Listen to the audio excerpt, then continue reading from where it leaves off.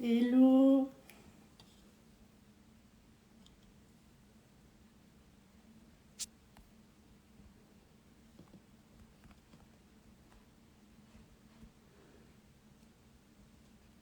J'invite Claire et Noémie à se joindre à nous pour ce live. Hello, Hello. Hello Noémie, ça va? ça va et toi? Ouais, j'essaie de faire rentrer Claire dans le live pour qu'on puisse commencer. Super, voilà, normalement c'est bon.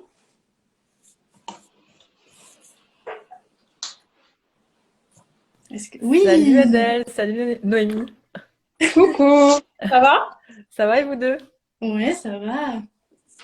Bon, aujourd'hui on parle de nos pires galères de voyage. Bonjour tout le Ouais. monde. Hello, hello, hello. Alors, j'ai fait je sais pas comment ça s'appelle, mais j'ai fait une roue. Et comme ça, en fait, ça va sélectionner, choisir à notre place qui va raconter son anecdote. En gros, ça va définir un peu l'ordre de passage, on va dire. Ok, trop bien. Parfait. On commence comme ça dans le vif du sujet, ou peut-être que si, on va peut-être vous présenter quand même rapidement. Comme tu veux, ouais, ouais, ouais, carrément. Eh ben, qui commence? Bah, si tu veux. Vas-y, Claire. Vas-y. Je vais faire bref. Claire, Salmon Voyage. Salmon pour le saumon qui voyage à contre-courant. Agent de voyage actuellement à New York. Parce Et qu'on oui, est c'est dans vrai, trois pays différents. on a oublié de Et le dire. Donc, Claire, ouais. tu es depuis New York et Noémie, toi, tu es depuis Londres actuellement. Et toi depuis le Canada. Et oui, voilà. Et moi, je suis à côté de Montréal. Trop bien.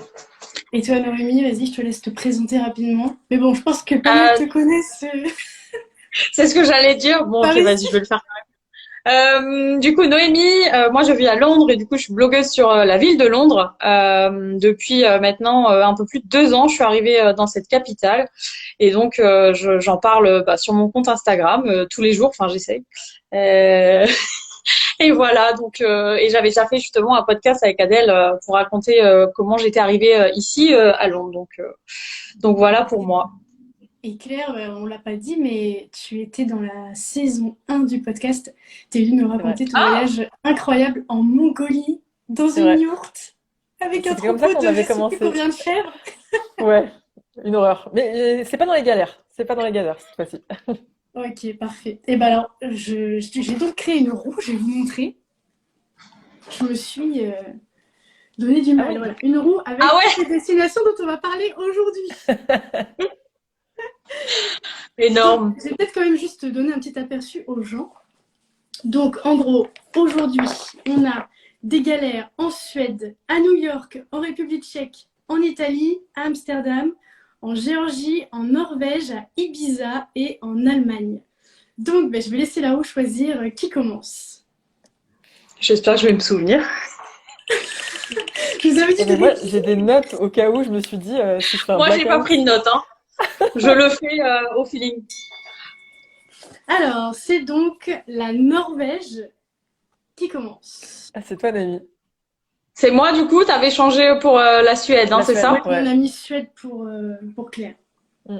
Alors là, en plus, tu tombes sur le pire, je pense. Mais vraiment, c'est celui dont je voulais parler en dernier, parce que je voulais y aller crescendo en me disant, bon, vas-y, on va quand même garder ça à la fin, pour pas faire flipper les gens. Bon, bah, du coup, c'est pas grave, on commence par le plus Ah fun. non, mais oui, comme ça, nous, on rentre dans le vif du sujet, on passe pas par quel chemin.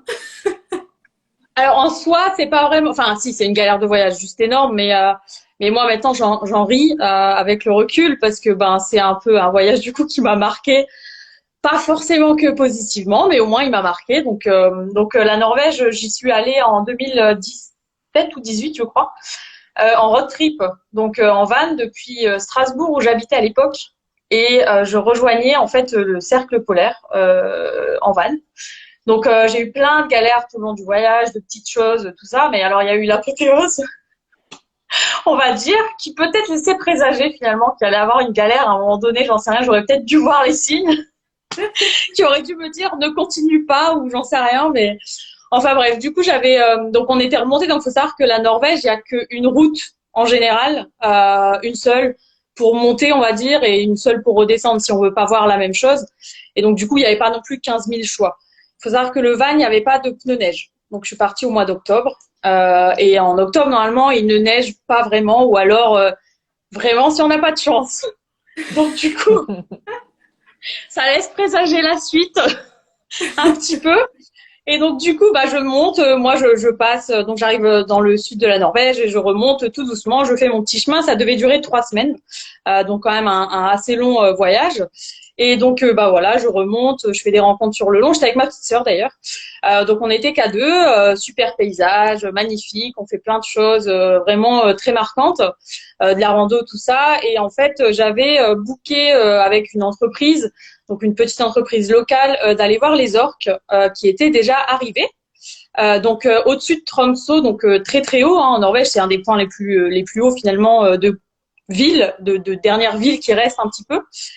Et donc c'est au-dessus de Tromsø. Et donc il nous avait dit, est-ce que vous voulez qu'on vienne vous chercher en bus parce qu'il y avait un petit bus en fait qui partait au bateau, ou est-ce que vous voulez venir directement au lieu où on part faire la randonnée en mer, on va dire ça comme ça, la sortie en mer. Et donc j'avais dit non, nous on a un van, aucun problème, on vient en van. Enfin vraiment, on va pas s'embêter à aller prendre un bus et dépendre du bus quoi finalement.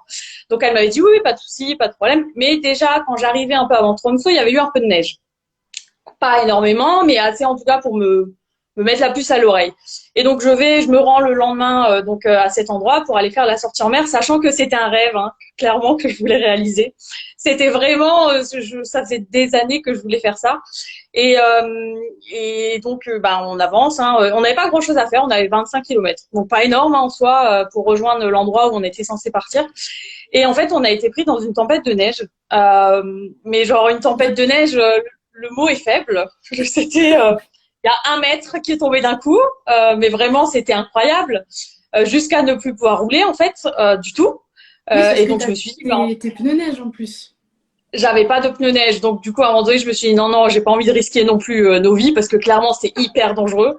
Et j'ai dit tant pis, on s'arrête. Et donc on était à un petit, je me souviens même plus du nom en fait, c'était un petit village où il y avait une centaine d'habitants seulement, donc c'était pas énorme. Et donc je m'arrête sur une station-service. Et donc là, évidemment, tous les habitants voient une voiture toute seule. Et donc, ils viennent tous nous voir en disant, qu'est-ce que vous faites là? Vous avez pas de pneus neige, mais vous êtes cinglés et tout. Et donc moi j'étais là, oui je le sais, mais malheureusement je pensais pas qu'il allait tomber autant de neige. Et vraiment c'est tombé en 1 heure en fait. C'était assez dingue. Et donc en fait on a été coincés là 2 jours. 2 jours où en fait les locaux essaient de nous chercher une solution, de changer les routes, de mettre des chaînes, mais les chaînes n'existent pas vraiment en fait en Norvège. C'est pas du tout quelque chose qu'ils utilisent parce qu'ils sont très bien équipés en fait à la base et ils n'ont pas besoin de chaînes tout simplement. Et donc du coup 2 jours dans la neige, donc on partait marcher. Évidemment j'ai loupé la sortie en mer. Vous vous doutez bien que je ne suis jamais arrivée à la sortie en mer. Alors j'en rigole maintenant. Sur le coup moi ça me dérangeait pas. Je me suis dit c'est bien, c'est l'aventure, c'est pas grave. Dans tous les cas je rentrerai toujours un jour chez moi. Au pire je prends une semaine de plus.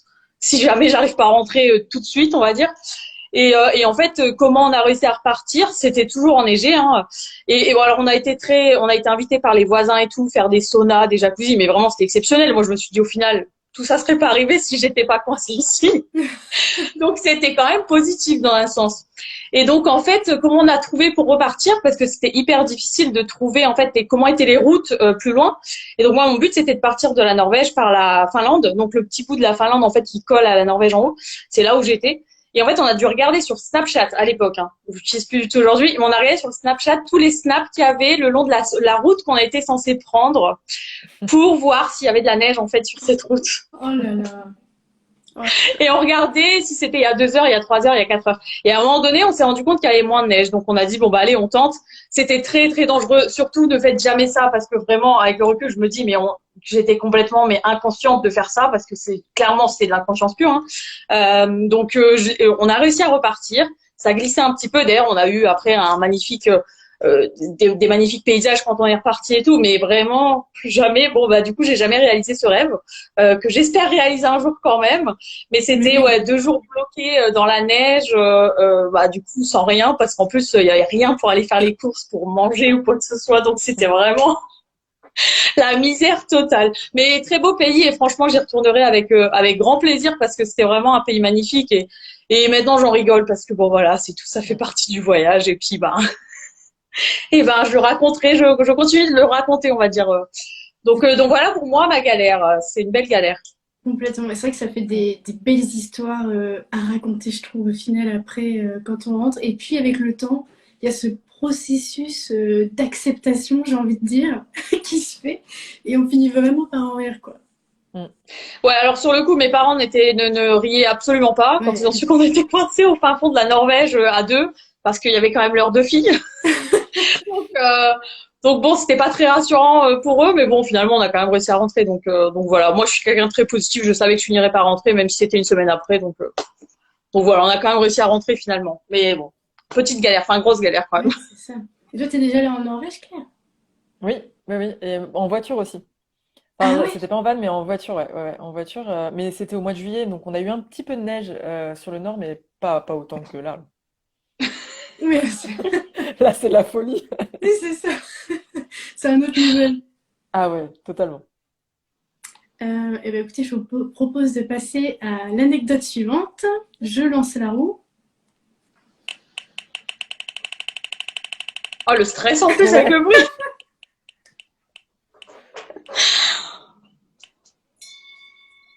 C'est donc New ok. York. C'est la tienne, celle-là. Donc, ouais, New York, c'est la mienne. Alors, c'est une galère et en même temps pas trop une galère. C'est plus une grosse frayeur, on va dire. Donc, je pars à New York et j'avais pris un vol avec une escale. Donc, ça faisait Paris-Londres, Londres-New York. Donc, 24 heures avant, il faut s'enregistrer en ligne. Vous le savez tous. Donc, je me connais sur le site, j'essaye de m'enregistrer. Donc, je vois que ça fonctionne pas. Donc, je me dis, bon, bah, tiens, je vais faire celui de mon copain. Comme ça, je vais voir. Ça marche du premier coup pour lui. Donc, il arrive à enregistrer son billet Paris-Londres et à enregistrer son deuxième billet Londres-New York. Et moi, donc, finalement, j'ai réussi à enregistrer mon billet Paris-Londres, mais impossible d'enregistrer mon billet Londres-New York. On ne sait pas pourquoi, donc on se dit c'est quand même bizarre, mais bon, on se pose pas plus de questions à ce moment-là. Mais bon, moi je suis quand même d'une nature stressée, donc je me dis c'est quand même étrange.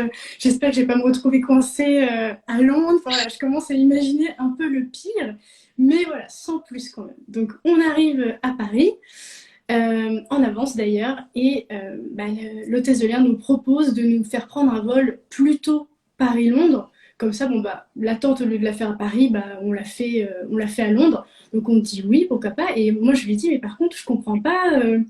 J'ai réussi à enregistrer mon billet Paris-Londres, mais impossible d'enregistrer mon billet Londres-New York. Et alors là, elle me répond, ah oui, oui, c'est normal. Vous inquiétez pas, ça arrive, c'est un tirage aléatoire des personnes qui s'envolent vers les États-Unis. Elles ont ensuite un contrôle à faire avant de monter dans l'avion. Donc là, je me Ok. dis, bon, d'accord. Donc déjà que j'étais pas très rassurée, là, je commence à me dire que là, franchement, je commence un peu à paniquer. Donc J'ai on prend jamais l'avion. entendu ça. Moi non plus. Moi non plus. Donc, on prend l'avion, on arrive à Londres, et donc j'essaie de trouver rapidement une hôtesse de l'air, je sais pas comment, si on appelle ça des hôtesses de l'air au guichet. Bref, donc je cherche quelqu'un en tout cas pour me renseigner Mm. et me dire comment avoir mon billet Londres-New York, parce que je vous rappelle que je n'ai toujours pas de carte d'embarquement. Et il y a des bornes, en fait, quand on sort de l'avion, justement pour faire sortir le fameux billet. Donc moi, impossible de le faire, forcément. Donc je vais voir une dame, et là, elle me dit, oui, c'est normal. Alors moi, je ne peux absolument pas vous imprimer votre billet. Ce sont alors, je sais plus comment est-ce qu'elle appelle ça. Elle appelait ça, mais ça faisait un peu peur. C'était un peu genre les forces de l'ordre, ou je sais plus ce qui me sort. Ok. Seulement quand vous aurez fait le contrôle de rigueur que vous devez faire, puisque vous avez été tiré au sort. Et donc là, vraiment, je me dis, mais c'est pas possible, quoi. J'ai vraiment pas de chance. Il faut que ça tombe sur moi. Je joue au loto, je ne gagne jamais. Mais alors là, par contre, je me fais tirer au sort pour une sorte de contrôle. Donc, finalement, on va attendre à la porte d'embarquement.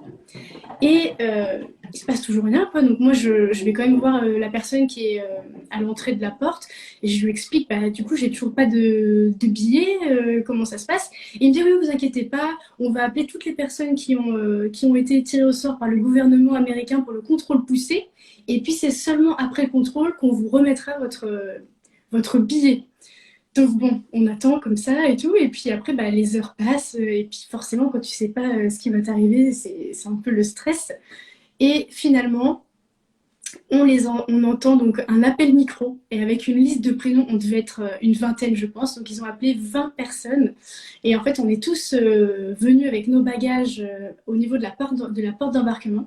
Ils ont confisqué tous nos passeports, et ensuite, ils nous ont fait descendre dans une sorte de, je sais pas, une autre salle d'attente, on va dire. Donc, on est descendu avec tous nos bagages et ils nous ont fait asseoir et ils nous ont fait donc enlever nos chaussures, enlever nos manteaux, enfin voilà, rester au mot Une avec blague. voilà, presque plus rien sur nous.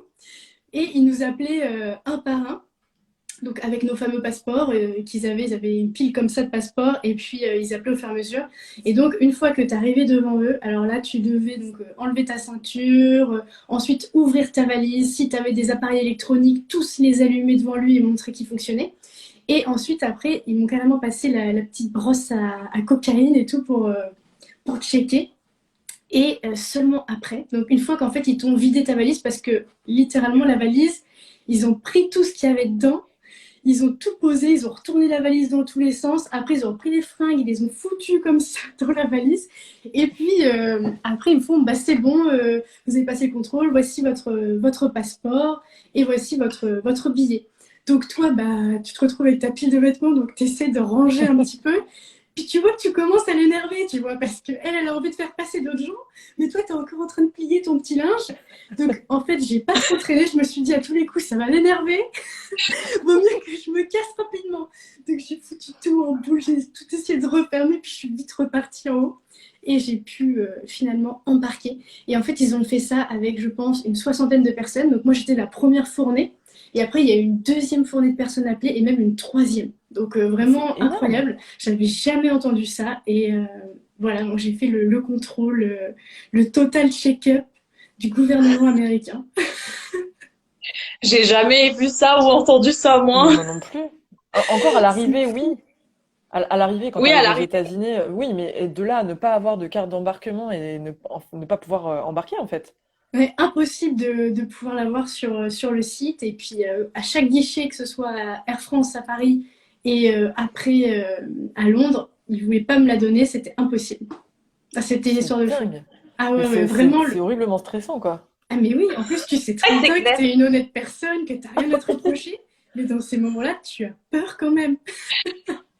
Ah ouais. Ah ouais, non, c'est trop. Donc C'est voilà, Claire. l'avant galère de voyage, quoi. Ah oui, c'est ça. Oui, c'est le gros coup de flip, le gros moment de pression avant de partir. Mais ce que je disais, c'est que ouais, si tu as des clients qui prennent des voyages à Londres, bah, tu peux leur dire qu'ils sont susceptibles d'être tirés au sort Ouais, c'est sympa, à mais leur pas pour la départ. carte verte ou pour la loterie, quoi. Ah oui, non, mais franchement, c'est ce qu'on s'est dit. On aurait dû jouer au loto, Ouais, c'est clair. ça c'est chaud. Alors, eh ben, je vous propose de passer à l'anecdote suivante.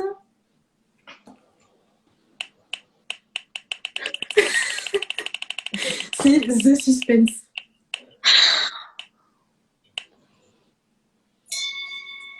Allemagne. Ah, je crois Allemagne. que c'est moi. Mm. Ah, Vous allez avoir toutes mes histoires d'un coup et après c'est bon. Alors l'Allemagne, qu'est-ce qui m'était arrivé? Enfin ouais, c'est l'Allemagne frontière Autriche, j'avais écrit, hein. oui. J'étais partie seule cette fois en voiture, donc avec ma fidèle 206, ma petite 206 que j'ai achetée quand j'ai eu le permis, tout ça. Et en gros, je m'étais dit bah tiens, en fait j'avais tapé sur Google une super destination, belle destination en Allemagne, enfin, vraiment le truc totalement random. Et j'étais tombée sur le, alors ils appellent ça, alors je suis très nulle en allemand, mais c'est le Berchtesgaden, donc c'est vraiment situé au sud ouest de l'Allemagne. Donc c'est vraiment une toute petite partie de l'Allemagne qui est féerique, vraiment magnifique. Et donc je suis partie là-bas. Donc à l'époque j'habitais à Strasbourg, donc je suis partie là-bas, je sais pas, j'avais quoi, 6 heures de route, je crois, quelque chose dans ce genre. Donc j'y vais et en fait il y a un endroit qui est très connu là-bas parce qu'il y a le Nid d'Aigle, donc c'est un des endroits où Hitler passait du temps justement. Et c'était une de ses maisons, on va dire. Et donc avec ma petite 206, je suis sur la route, tout ça, tout va bien. Et en fait, le Nid d'Aigle, je me dis bah tiens, je veux vraiment y aller parce que ça fait partie de l'histoire et j'aimerais bien pouvoir voir un petit peu. Il y a une sorte de musée, enfin des visites maintenant. Et alors contrairement aux orques, c'était pas un rêve, rassurez-vous, mais j'avais envie d'y passer quand même. Donc je passe quelques jours déjà là-bas. Et franchement, tout se passe très bien pour le voyage. Et donc, je vais au Nid d'Aigle avec ma petite voiture. Et sauf qu'en fait, ma petite 206, faut savoir que le Nid d'Aigle, comme son nom l'indique, c'est situé en fait en hauteur parce que ça avait une vue magnifique, justement. Et donc, il faut monter pour y aller. Et donc, ma petite 206, à un moment donné, je commence à avoir de la fumée devant. Et je me dis, alors je regardais sur la map en fait combien de temps il me restait et je me disais waouh, vraiment là j'ai un doute sur le fait que je vais arriver en haut. Enfin, vraiment là ça me fait un peu peur. Alors je savais qu'elle n'était pas non plus dans une top forme hein, cette voiture, donc bon, je le sentais un petit peu, mais pas à ce point-là. Et donc je vois qu'il commençait à avoir un peu de fumée et tout, donc je fais bon bah c'est pas grave, je vais m'arrêter. Alors il y avait un petit bas-côté justement pour les voitures. J'imagine que ça doit arriver souvent parce que j'ai vu beaucoup de bas-côtés. Alors je me suis dit, bon bah c'est bien, ça veut dire que je suis pas toute seule. Et donc je voyais que les gens en plus qui étaient derrière commençaient un peu à perdre patience parce que bah j'allais pas assez vite évidemment parce que moi du coup j'y allais vraiment entre la première et la deuxième quoi pour être sûre de réussir à monter. Et donc du coup je m'arrête sur le bas-côté, je vois que ça fume un petit peu, je dis bon je regarde sur la map, il me restait encore beaucoup de temps et je me suis dit si ça monte comme ça jusqu'au Nid d'Aigle et la voiture elle meurt et je sais pas comment je rentre quoi parce que c'était mon seul moyen de locomotion. Donc je suis un peu dans la galère quoi. Et donc en fait je me dis bon bah allez on tente le coup hein, donc je continue encore une fois peut-être un peu trop positive et donc j'ai cru beaucoup en cette voiture et au final au bout de 5 mètres je me rends compte que ça fonctionnera pas du tout. Et donc je fais bon bah tant pis, j'avais pris un ticket, j'ai dit bon bah tant pis en fait on va abandonner l'idée parce que je n'arriverai jamais à monter. Alors j'aurais pu faire la facilité, c'est qu'il y a des bus qui montent hein.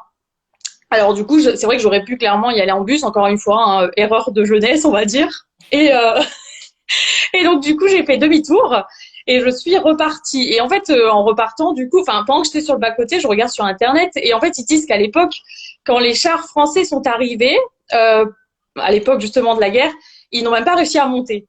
Et donc ça m'a fait un peu rire parce que je me suis dit, bon en fait ça va parce que ça veut dire que ça date pas d'aujourd'hui cette histoire. Donc ça m'a un peu rassurée dans un sens. Il y a que les chars américains qui arrivaient en fait à monter apparemment jusque là-haut, qui étaient assez performants. Et donc quand j'ai vu cette histoire, je me suis dit, bon bah au moins ça me rassure un peu dans un sens. Mais l'histoire est pas finie, c'est que du coup je fais demi-tour. J'ai jamais été du coup au Nid d'Aigle, hein, j'ai jamais visité malheureusement. Et donc je fais demi-tour et je devais partir en fait en République tchèque. Avec cette même voiture. Donc évidemment, je la laisse un peu souffler, hein, je m'arrête un petit peu en descendant parce que j'ai bien vu qu'elle avait souffert, la pauvre. Et donc je fais une pause d'une heure, le temps de manger, et je vais pour partir à Prague. Donc comme je vous ai dit, là où j'étais, c'était vraiment le sud-ouest, et donc en fait, il fallait que je remonte vers Prague. Donc j'avais à peu près peut-être 3 heures, 4 heures de route, peut-être un peu moins même, ouais, 2-3 heures. Et donc je reprends la route. Et évidemment, je ne connais pas la route par cœur, hein, parce que c'est pas du tout mon coin. Et en fait, il s'avère que je perds toute connexion avec mon téléphone, plus rien, zéro, que dalle. Oh non. Et sauf que je suis en plein milieu d'un coin de l'Allemagne que je ne connais absolument pas. Et donc je me dis bon bah écoute, au point où j'en suis, on va suivre les panneaux. Enfin, comment ils faisaient à l'époque, ils n'avaient pas de téléphone, c'est bon quoi. De toute façon, faut que j'y aille. Donc et donc je commence à partir et en fait je vois un panneau à un moment donné Autriche. Et c'est pas du tout où j'étais censée aller. Et donc je vois Autriche et je bug et je me dis mais pourquoi je suis en Autriche là, c'est pas du tout ce que j'étais censée faire parce que j'avais suivi Prague, hein, il y avait bien des panneaux Prague donc je suivais et en fait je vois Autriche et là je commence à bugger un peu, je me dis ouais, et j'avais pas de connexion, zéro, j'arrive même pas à expliquer pourquoi j'avais zéro connexion parce que j'avais un forfait qui permettait normalement de capter à peu près partout. Bon, évidemment, il y a toujours des problèmes à certains endroits mais à ce point-là, je pensais pas. Et j'avais toujours pas de connexion. Donc j'ai dit bon, bah, tant pis, on va continuer en Autriche. Et puis on verra où est-ce qu'on arrive à un moment donné. Alors j'ai fini par retrouver mon chemin, mais en Autriche, j'ai été coincée dans une. Alors vraiment, je pense que c'est pareil, c'était pas mon jour. Et en fait, il y a eu un troupeau de vaches Oh qui non, a pris la route et je me suis retrouvée en plein milieu d'un troupeau de vaches en Autriche. Donc du coup, je me suis arrêtée. Et puis, bah, en fait, j'ai rien fait. J'ai attendu. J'ai dit bon ben c'est pas grave. C'est à l'image de cette journée. C'est pas grave. J'aurais bien pas y arriver. J'ai continué à suivre les panneaux Prague. Après être arrêtée, j'ai quand même été arrêtée quasiment 1 heure parce que les vaches, je suis pas sûre qu'elles étaient au bon endroit en fait. Et je pense que c'était pas du tout prévu à la base qu'elles étaient sur la route à ce moment-là. Et donc, bah, du coup, après, j'ai réussi à reprendre la route et j'ai trouvé Prague finalement. J'ai réussi à récupérer de la connexion, mais j'étais bien partie en Autriche. Donc, en fait, j'ai longé, bah, je suis rentrée dans l'Autriche et j'ai récupéré, en fait, après la République tchèque, donc qui est collée. Et j'ai réussi à arriver finalement à Prague. Mais du coup, cette journée était assez mémorable parce que j'ai rien réussi à faire de ce que je voulais et il y a eu galère sur galère. Donc, mais la voiture a tenu et j'ai même réussi à rentrer en France avec, pour C'est pas information. mal. ça c'est quand même de la Elle chance a bien au malheur. tenu au bout. Franchement, je suis très fière et puis à son âme parce que je l'ai plus aujourd'hui, mais elle m'a, elle m'a rendu de fiers services. Oh, oh là là. Donc voilà pour ma petite galère en Allemagne. Et c'est pareil, j'en rigole, mais même sur le coup, j'en rigolais. Pour être honnête, ça me faisait plutôt rire quand j'étais coincée dans les vaches et tout. Ça me faisait marrer parce que je me suis dit bon bah c'est pas grave, c'est que c'était écrit et que je devais me retrouver dans les vaches. Et bah c'est pas grave, on va attendre ici.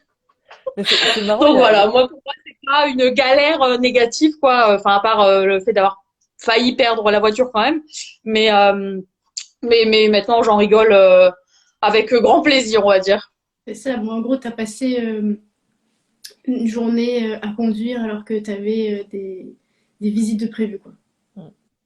Oui, alors c'est pas trop grave. Et puis moi, en fait, ça m'apprendra aussi à peut-être lire un petit peu avant des informations sur les endroits que je souhaite visiter pour éviter de se retrouver dans ce genre de situation. Mais du coup, j'ai appris des faits historiques dans ce truc par rapport à quand la France et les Américains sont arrivés. Donc c'est pas grave. Je me suis quand même instruit à la fin de la journée. Donc Toi, tu avais déjà entendu parler de cette histoire, Claire?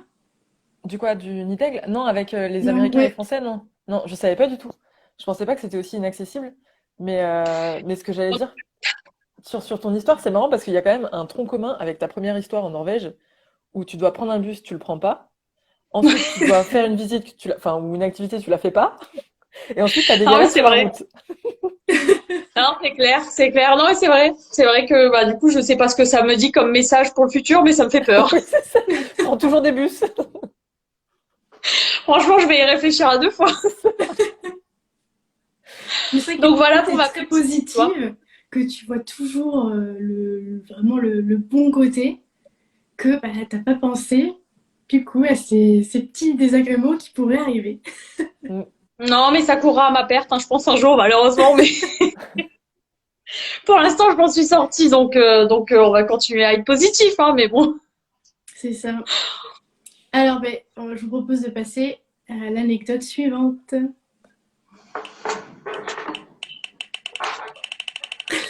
On va peut-être entendre Claire cette fois. Je sais pas. Ah non, Même pas. Claire, c'est toujours pas toi, je suis désolée. Je vais enchaîner les trois à la fin, quoi. Je sais pas si c'est une bonne idée d'ailleurs, ou s'il faudrait plutôt quand même en faire une avec toi. Comme tu veux. Bah si, vas-y, Claire. Je pense que c'est mieux.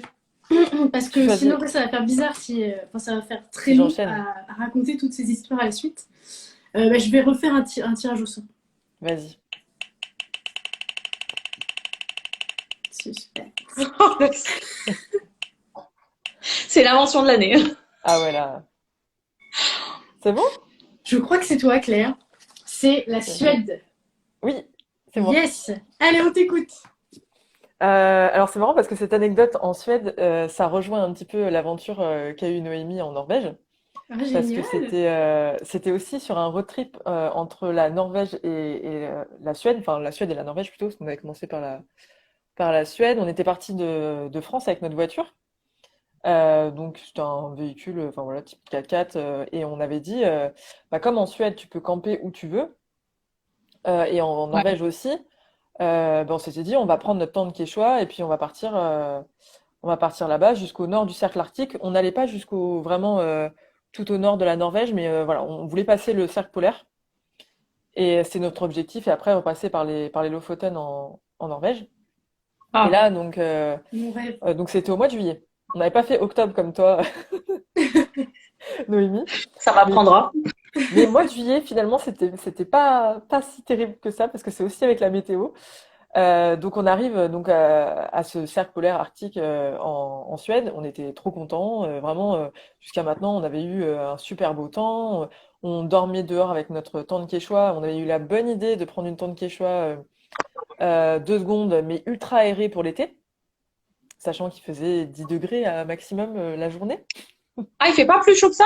Non, non, et franchement, il faisait vraiment très froid. Enfin, c'était Mais pas, j'aurais pas c'était cru Ah. non pas. plus que c'était aussi bas. Moi, je pensais que c'était un peu genre comme la France en été, enfin que ça, au moins tu Là-haut, montais à non. 20, 25. Ouais, 20, ouais, Non, j'aurais là-haut, il imaginé faisait ça vraiment aussi. froid, hein. Ouais.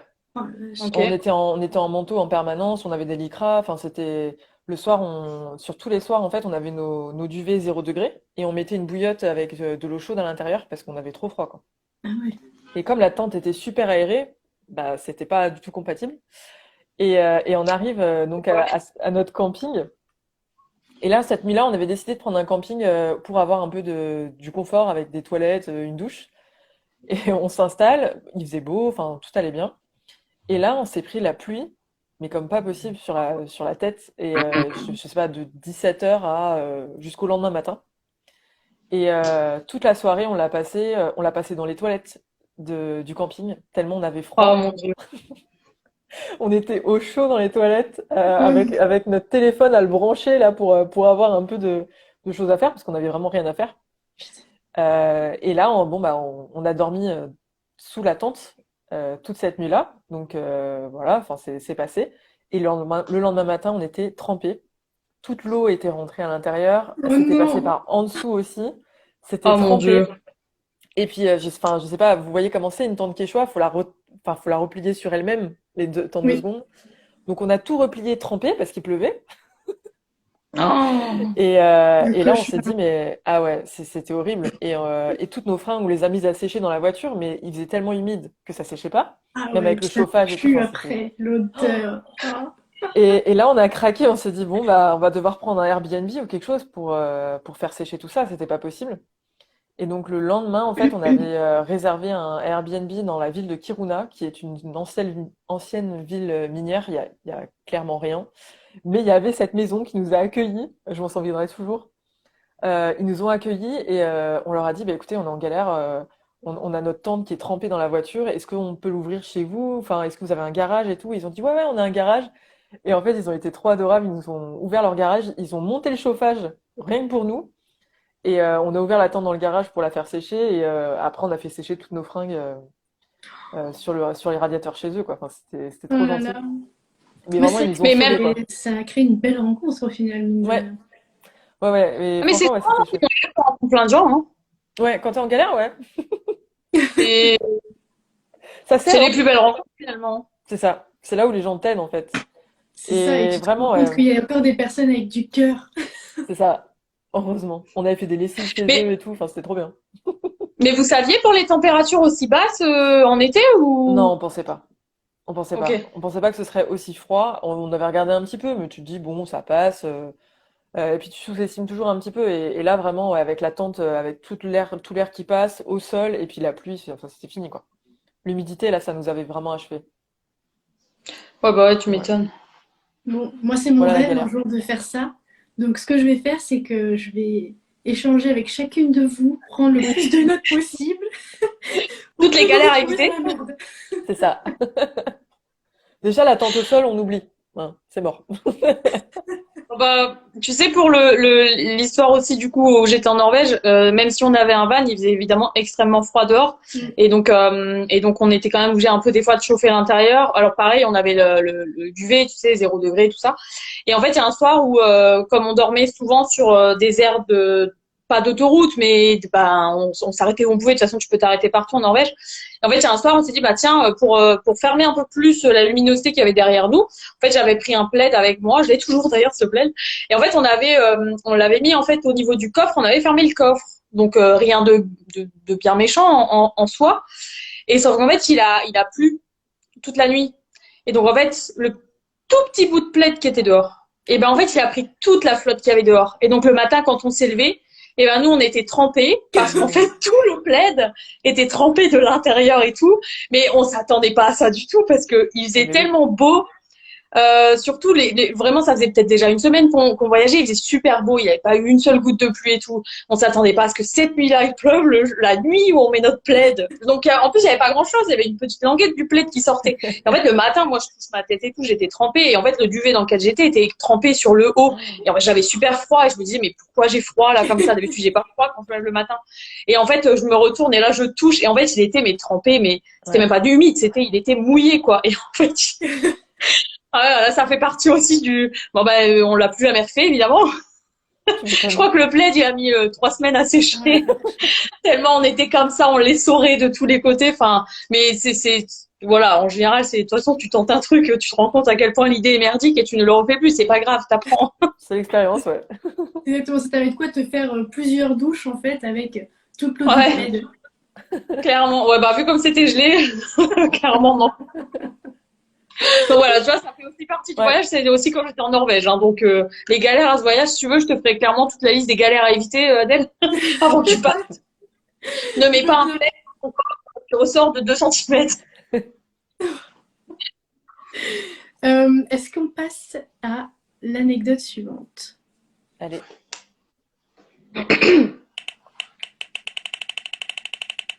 J'espère que c'est pas moi. Hein. Ah, c'est moi.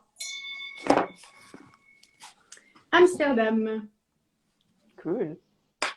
Alors j'ai hâte de savoir parce qu'Amsterdam, c'est Ouais. tellement un. Enfin, je sais pas, j'ai peur un petit peu de ce que tu vas raconter. Alors déjà, c'est avant de partir à Amsterdam. Donc là, j'ai dit Amsterdam, mais c'est pas vraiment Amsterdam. C'était... Mais t'as vu, toi aussi, t'as un pattern commun. Ne Ouais, pars c'est plus en avant. voyage, t'as une galère avant de partir. Tu J'avoue, m'étonnes on que a tu sois chacune un stressée. schéma particulier de galère.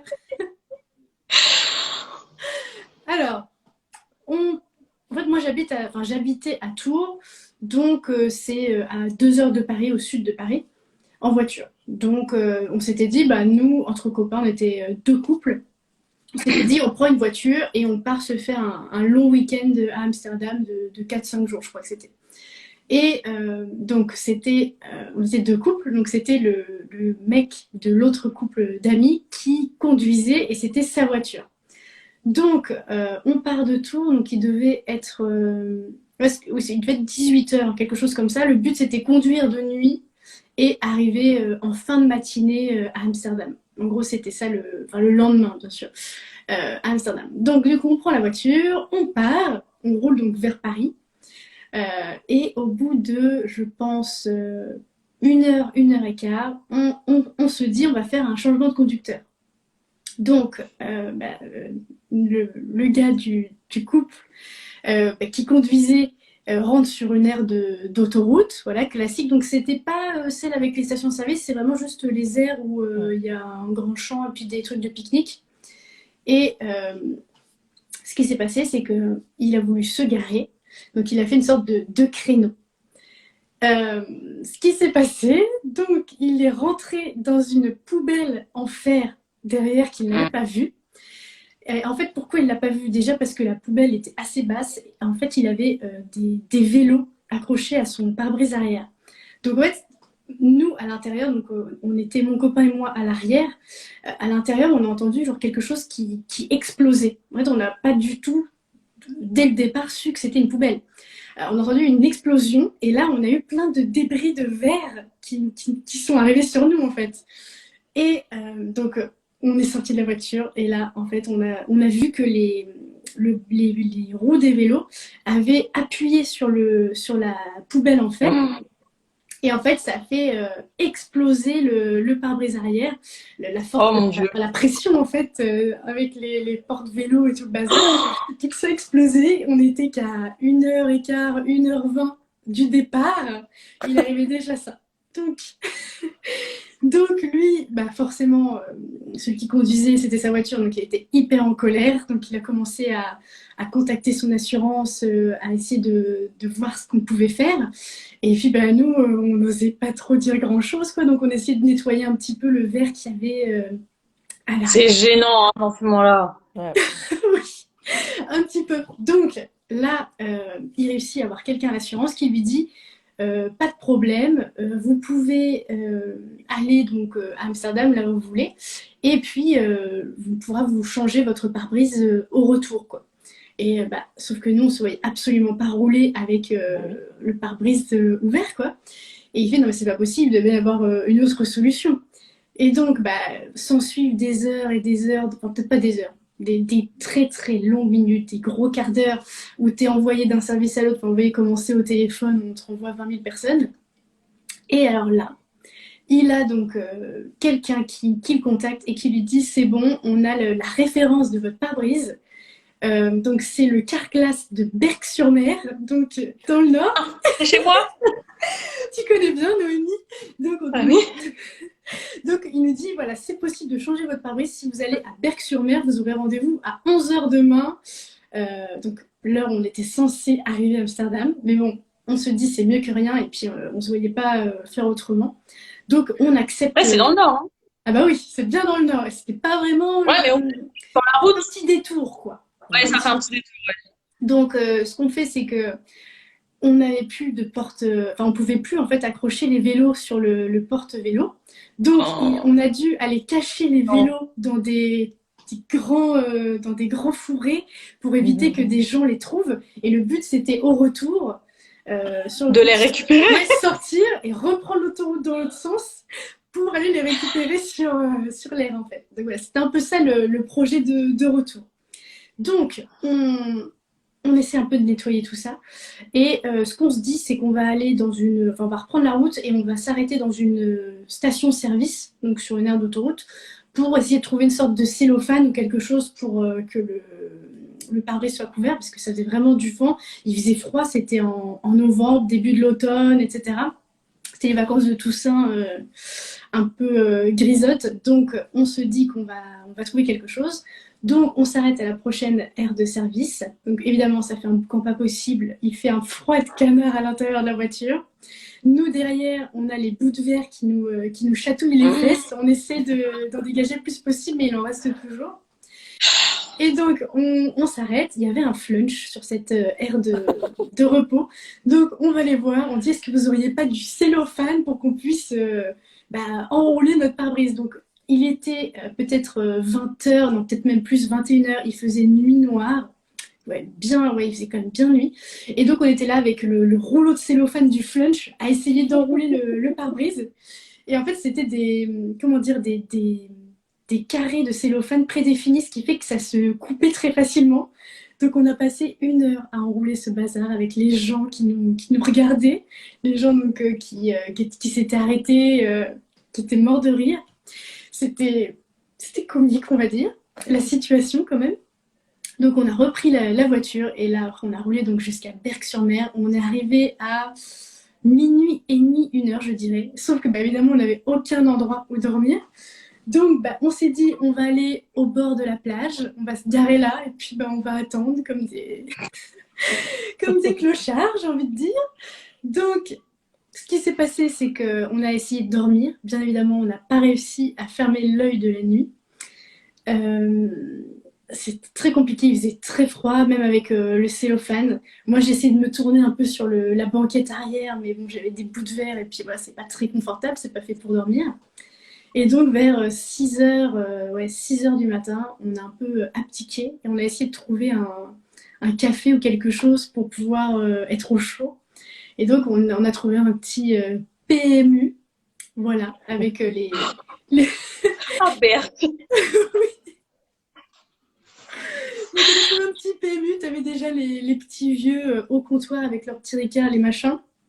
Donc voilà, On boit pas de Ricard dans le Nord, hein. bah, je sais pas ce qu'ils buvaient, mais c'était pas que du café à mon avis. Donc, on commence à commander des trucs, à être au chaud, à attendre. Donc, je vous rappelle que le rendez-vous n'était qu'à 11h. Donc, dans ces moments-là, le temps s'arrête. Tu as l'impression que ça n'avance pas. Et bah voilà, on attend, on attend, on attend. On a discuté et puis bah, on était un peu dépités. En fait, on était un peu au bout de notre vie alors qu'on n'était pas encore parti. Il y avait même tu sais, des phases où on disait ouais, non, mais après on rentre en fait. On n'a même plus envie, Ouais. quoi. Donc c'était assez long. Et puis bah, finalement, on a amené la voiture donc à 11 h au Carglass de Berck-sur-Mer. Et ils nous ont dit qu'ils en avaient pour une petite heure à peu près. Donc après, bah voilà, encore une heure à tourner dans la zone industrielle à côté du Carglass. À Désespéré, Berck-sur-Mer. complètement dépité. Mais c'est une histoire qui finit bien puisque le pare-brise a été remis. Et puis bah, on est parti à Amsterdam plusieurs jours et on s'est bien amusé.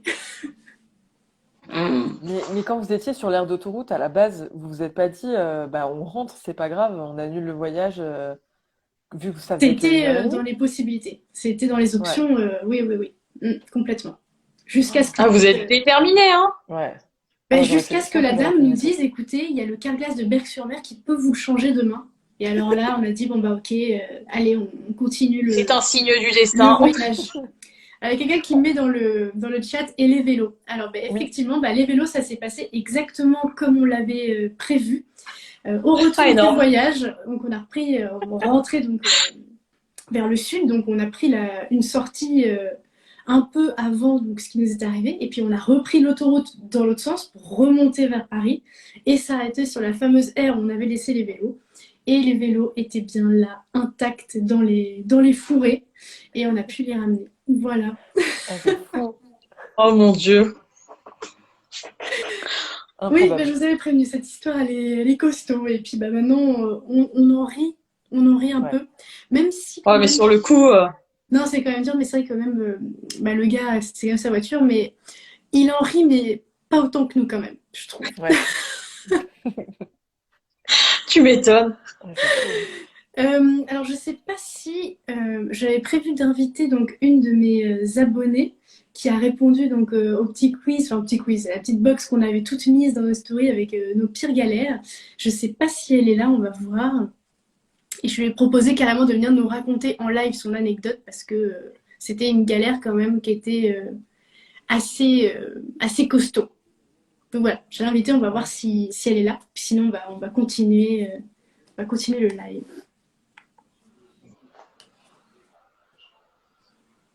Allô? Je sais pas si elle est là. Peut-être pas. On vous invite à aller vous rafraîchir, vous faire un café, boire. Allez La pub. recharger votre tasse de tisane, votre popcorn ou votre verre de vin. C'est l'entrée. C'est une Pause petite pipi, c'est publicité. maintenant, les gars. Ah si, c'est vrai. Ah, Dommage. Je crois qu'elle ne viendra pas. Si, elle est là. si, elle est là, elle est en Elle ligne. est là. Je suis pas Bonsoir à toutes. Je suis pas une habituée, mais ça marche. Bon, bah, je suis contente que tu sois venue nous rejoindre dans live pour nous raconter ta galère voyage parce que bah, j'en ai reçu pas mal et j'ai trouvé. Et toi, tu as été bah, une des seules, bah, même la seule, à me faire des vocaux. Voilà, elle m'a fait Ah ouais. un podcast de 15 minutes pour me raconter toutes ces péripéties et je pense que ça vaut le détour. Ouais, alors je sais pas si ça vaut le détour à ce point parce que j'ai l'impression que c'est quand même un grand classique quand tu voyages. Mais celle-là, en tout cas, elle nous a beaucoup plu et quand on la raconte, alors souvent on la raconte à deux avec mon mari parce que t'es pas très lucide des fois dans ces moments. Mais ouais, donc nous c'était en 2016 avec mon mari, on est parti faire un road trip en Bolivie et au Pérou. On voyage beaucoup, on fait beaucoup de road trip.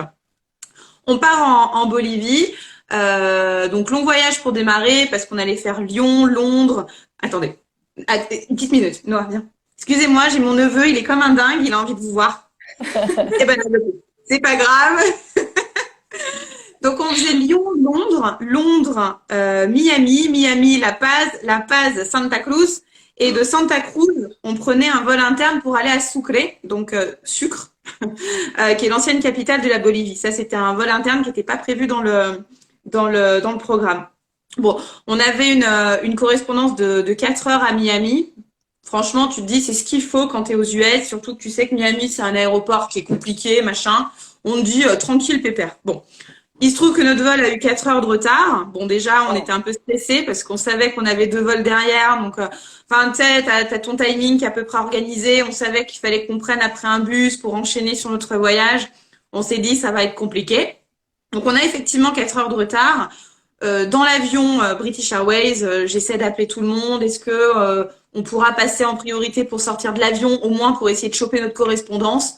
Non, madame. Désolée. Je suis d'accord, c'est sympa. Et, et là, je me souviens de dire à mon mari, écoute, fais gaffe, quand on sort de l'avion, il y aura sûrement une information pour nous aider. Parce qu'en plus, on arrive en plein milieu de la nuit, évidemment. Et effectivement, on sort de l'avion, donc je me souviens, on pousse tout le monde, enfin, insupportable. Et là, on sort de l'avion et effectivement, dans le couloir transparent, il y a deux enveloppes oranges. Et là, je vois mon nom écrit en gros. Je lui dis, vas-y, chope l'enveloppe. Donc, on prend l'enveloppe et là, c'était écrit, je sais plus exactement, mais grosso modo, c'était écrit. Désolée, il y a mon mari à côté pour me souffler parce que des fois, je sais plus ce qui s'est passé. Et face-passe, je sais plus ce qui était écrit, mais grosso modo, ça voulait dire autorisation d'écraser les gens pour aller prendre votre correspondance. On nous avait dit, on nous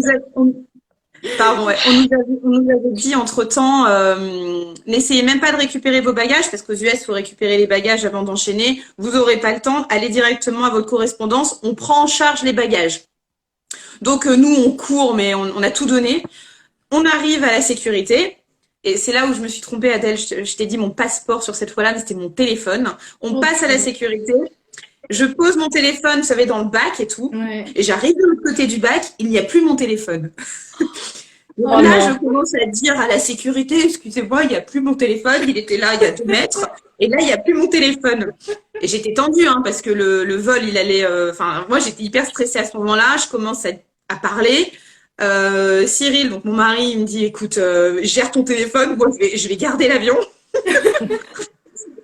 Donc il y va. Pendant ce temps-là, moi je commence un petit peu à péter un câble, pour être très franche. Je commence à leur dire, mais vous êtes des menteurs, c'est vous qui avez mon téléphone. Là, je vois 2 flics qui arrivent très gentiment vers moi, la main sur le flingue. Oui, alors madame, on va se calmer, en anglais évidemment. Excusez-moi, mais en fait, donc j'explique mon histoire. Bon, tout ça pour dire qu'au bout de 10 minutes, effectivement, mon téléphone était resté de l'autre côté avec leurs affaires, hein, donc c'est eux qui avaient fait de la merde. Bref. À partir de ce moment-là, je me dis, j'espère que je retrouverai mon mari un jour. Je cours. Évidemment, il y a une navette à prendre. Je me souviens être avec les femmes de ménage de l'aéroport, parce que c'était 2 heures du mat. Elles avaient pitié de moi. Elles me disent, non, mais vous l'aurez pas, votre correspondance. Je dis, bah, sympa. Quel optimisme. Je sors de la navette. Et là, un immense couloir vide. Et je me dis, putain, où est mon avion? Je cours parce qu'effectivement, on n'était pas à la porte qui avait été indiquée initialement. Et là, j'aperçois Cyril au bout qui fait, je cours. Il y a un film, je vous jure, un film. Il y a les hôtesses de l'air qui tiraient Cyril, en gros, pour lui dire, non, mais allez, il faut fermer l'avion. Puis lui qui disait, non, my wife. un gros cliché. On rentre dans l'avion. On est évidemment les derniers à rentrer dans l'avion. Je me souviens, on s'assoit. Je m'étais dit... en plus, j'étais dégoûtée parce qu'on allait enchaîner un vol de 9 heures. Puis on avait encore 3 autres derrière. Et je m'étais dit, je vais me passer une petite lingette et tout. Enfin, je suis arrivée, j'étais transpirante et dégueulasse. Je me suis dit, ça va être un vol vraiment sympa. On fait le vol, pas de souci. On arrive à La Paz. À La Paz, on va à Santa Cruz. Et là, on sort de l'avion. Évidemment, on va pour récupérer nos bagages. Évidemment, il n'y a pas mon bagage. Il y a celui de Cyril, mais évidemment, il n'y a pas le mien. On s'en doutait. Hein, on s'en doutait. Je vais voir les gens de British Airways. Ils m'expliquent, mais pas de souci, madame. On va vous récupérer vos bagages et on vous les envoie à votre point d'arrivée final. Je leur dis, bon, alors mon point d'arrivée final, vous savez, je prends un autre avion maintenant qui n'était pas prévu. Enfin, c'est un vol interne que j'ai pris à part. Je vais à Sucre. Mais pas de problème, ça arrivera demain avec les mêmes avions. Voici votre petit papier, gardez-le précieusement. Ça, c'est un truc que je t'avais pas dit, mais gardez-le précieusement. Et vous retournerez à l'aéroport où vous arrivez le jour d'après et vous aurez votre bagage. Je pense que j'étais un peu fatiguée. J'ai dit oui, bah, très bien, j'ai pas de problème. Surtout que c'est le mois d'août en Bolivie et le mois d'août en plus on allait se balader à 5000 mètres d'altitude, donc tes vêtements t'en as besoin quoi, enfin ta doudoune, ton sac de couchage, tout ça t'en as besoin. J'avais pas tout non plus avec moi Et donc là, on va dans la ville de Souclé. Enfin, pardon, on arrive à Souclé, à l'aéroport. Tout petit aéroport, plutôt moderne. Donc je me dis, ça sent bon, il est petit. On sort de l'avion. Je vais à l'accueil, là où le gars est censé me renseigner pour mon bagage, pour lui dire, bah, vous savez, moi, j'ai pas vu mon bagage. Au fait, je reviens demain. Est-ce que c'est vous qui serez là? Puis là, je commence à être un peu inquiète parce qu'en fait, le gars, il est derrière un bureau, il n'y a pas d'ordinateur, il a juste un papier et un post-it. Et je me dis, ça va être compliqué, cette histoire. Donc bon, tant pis. Il me dit, ben oui, revenez demain. Ah oui, d'accord. Donc nous, on part à Souclé. On part à Souclé, donc c'est une petite ville, hein. Faut prendre un collectivo pendant 45 minutes à travers la Pampa. Enfin, c'est pas spécialement facile d'accès. Là, on se met dans, je sais plus, on avait un Airbnb. Difficile d'avoir du wifi, il n'y en avait pas là où on dormait, donc fallait que je squatte dehors, en dehors d'une auberge de jeunesse où j'arrivais à capter quelque chose. Bon, ça c'est en soi, c'est pas grave. Le lendemain, on va à l'aéroport, évidemment. Excusez-moi, je viens chercher un bagage qui serait arrivé pour moi, mon nom. Là, tu sais, le néant, néant. Non. Donc, t'as vu un bagage? Non, non. Ok, bon, très bien. Et je reparle à ce gars de l'accueil. Je me souviens de son prénom, c'est Edson. C'est devenu mon ange gardien, ce gars.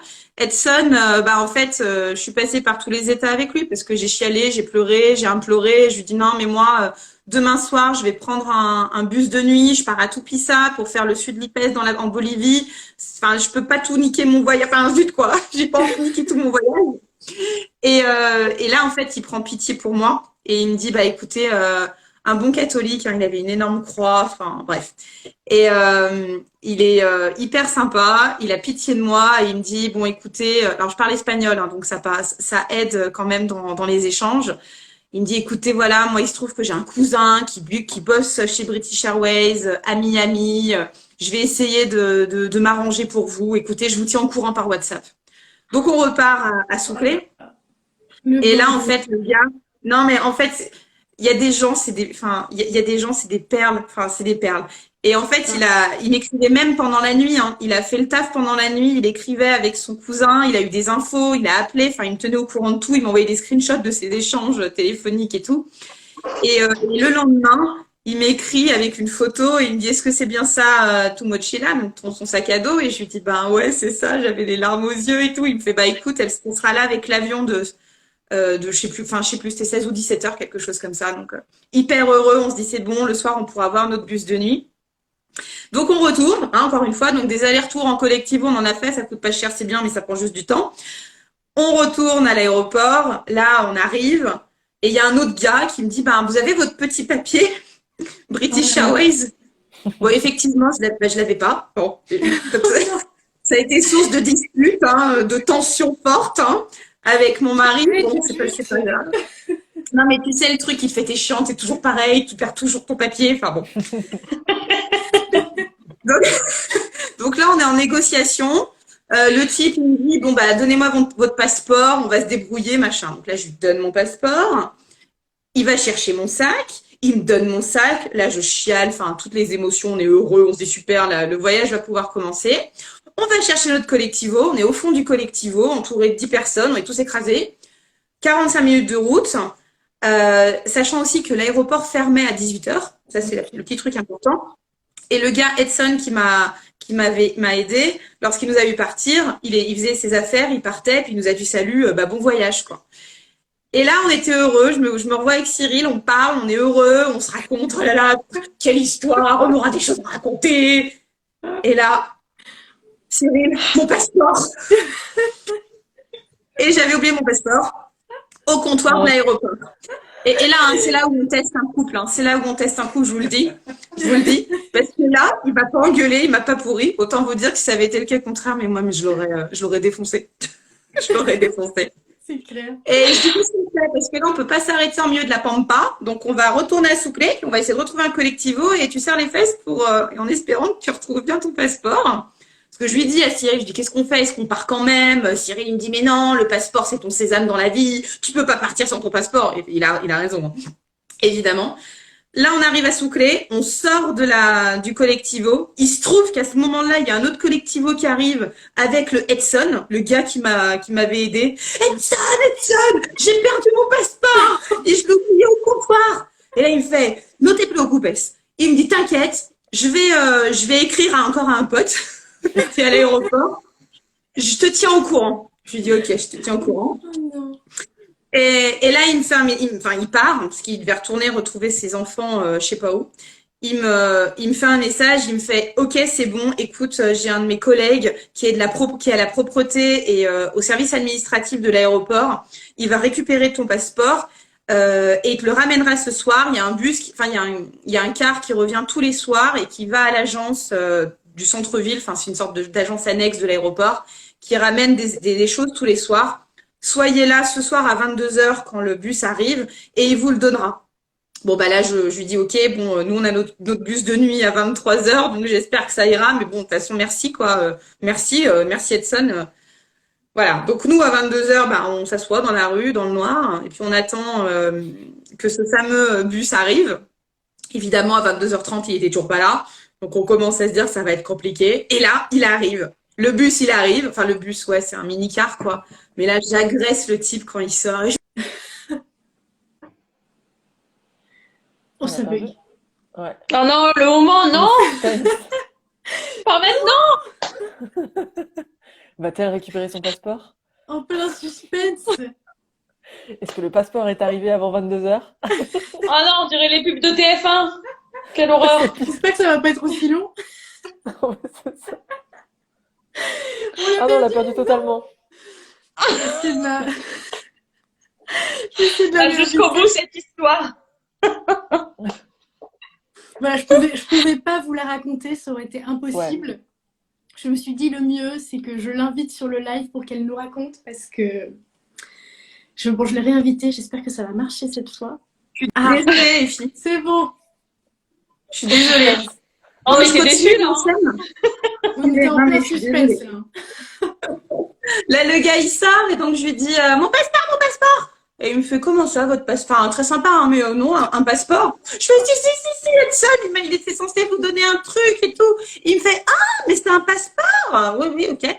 Et là, il ouvre sa portière, il ouvre sa boîte à gants et là, je vois une enveloppe toute bien emballée avec mon prénom Bérangère écrit sans faute. Enfin, le truc improbable, même en France, ils n'y arrivent pas. Et j'ouvre l'enveloppe et dedans il y avait mon passeport et je crois même qu'il y avait un petit mot. Enfin, et là j'ai dit mais vous êtes des perles. Là enfin moi je les embrasse. Enfin j'étais tellement heureuse. On court, on va à la gare routière qui est dans les hauteurs de la ville. Donc encore une fois on a transpiré comme des bœufs. On arrive à temps pour prendre le bus. Pour 12 heures, 10 ou 12 heures de bus pour aller à Toupissa. Et là, c'est pour terminer la petite histoire parce que c'est rigolo, parce que c'est un vieux car de nuit qui était cassé. On voyait le moteur à travers le sol. Et c'était 12 heures sans pause pipi. Oh mon Dieu. Et bon, il y a un moment donné, ils ont vraiment... Voilà, on était quand même plusieurs à n'en plus pouvoir. Enfin, en plus, moi, je pisse tout le temps. Donc, à plus pouvoir. On a fait une pause. Et là, c'est vraiment pour la petite anecdote parce que c'est rigolo. Ils nous ont fait pisser au bord d'un champ bizarre. Et je me souviens que j'étais dans le noir en train de pisser. Donc, le cul à l'air, parce que quand t'es en Bolivie, t'es habitué à pisser le cul à l'air un peu de partout. Et là, j'entends des petits... comme ça. Oh Et non. en fait, mes yeux se sont habitués. Et en fait, il y avait une dizaine de petits cochons sauvages, mais pas des petits cochons mignons, hein. Des petits cochons qui venaient, qui disaient pendant que je pissais. Et voilà, j'ai remonté la culotte, je suis remontée dans le bus et on est allé à Toupissa. Et quand je suis rentrée de Bolivie, j'ai acheté, vous savez, les Go Girl, là, les trucs pour pisser debout, pour pisser. Ouais, bah c'est bien pratique ça. Depuis, j'ai utilisé dans d'autres, en Amérique latine, c'est pratique. Je pense que sur d'autres continents aussi, dans d'autres pays, mais je le conseille hein, pour ceux qui connaissent pas. Le Go Girl, ça peut sauver un voyage. Ok, bah franchement, Voilà pour le. C'était une... Désolée, j'espère que ça n'a pas été trop long et que c'était assez clair parce que. Non, c'était parfait. Très clair. C'était parfait. Très, très clair. C'était excellent. On s'est bien marré. Bah merci pour l'invite en tout cas, c'était fun. Merci à toi. Alors, on continue. Ça bug?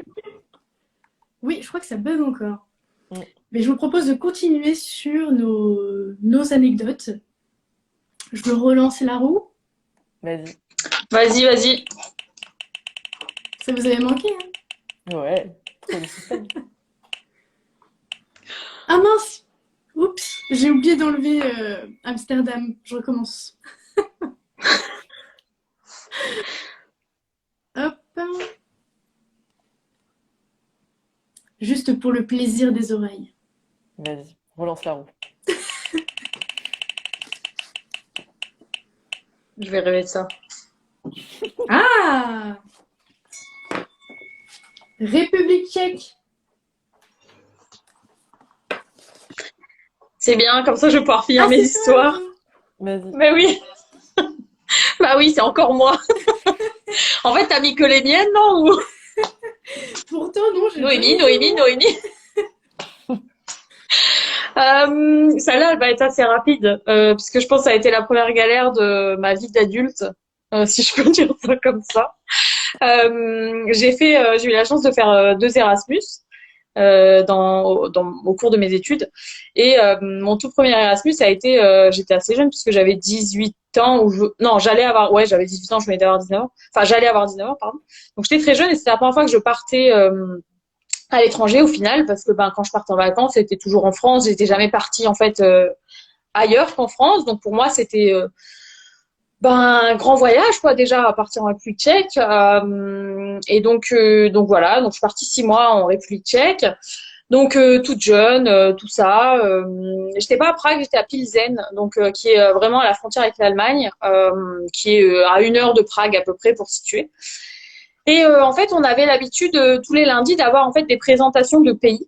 Et donc en gros, on devait faire des gâteaux, ce genre de choses qui venaient de notre pays. Et donc là, on était à la présentation d'un pays. Et donc, en fait, il faut savoir que chaque lundi, du coup, on avait ces petites soirées dans des endroits qui étaient privatisés, en fait, pour les gens qui étaient en Erasmus, tout ça. Donc, plutôt chouette et tout. Et donc, on savait que c'était safe, hein, que c'était des endroits très, très, voilà, safe. Hein, je veux dire, on se sentait pas en insécurité ou quoi. Et donc, j'étais avec des amis, tout ça, à cette soirée et donc quand c'est comme ça t'as pas vraiment de vestiaire en fait, enfin honnêtement les endroits où on allait il y a pas de vestiaire où tu poses tes affaires ou ce genre de choses parce que c'était un peu un bar en fait, enfin c'était un peu un mix entre bar, boîte de nuit, enfin c'était en sous-sol, enfin vraiment les trucs plus c'est la République tchèque donc c'est pas non plus ce qu'on connaît forcément en France à la base, encore moins quand on a 18 ans. Et donc voilà, la soirée où on présente le pays, tout ça se passe et vient le moment de rentrer. Et en fait, je ne trouve ni mon manteau ni mon sac. Et donc c'était au mois de décembre. Donc faut savoir qu'en République tchèque, il fait les mêmes temps. Enfin, il fait très froid et ça peut descendre à -10, -15 Oui, quand même. à certains moments. Et donc on était déjà au mois de décembre. Et donc impossible de trouver mon sac à main. Sauf qu'en fait j'avais 3 personnes qui s'étaient fait voler leur sac à main.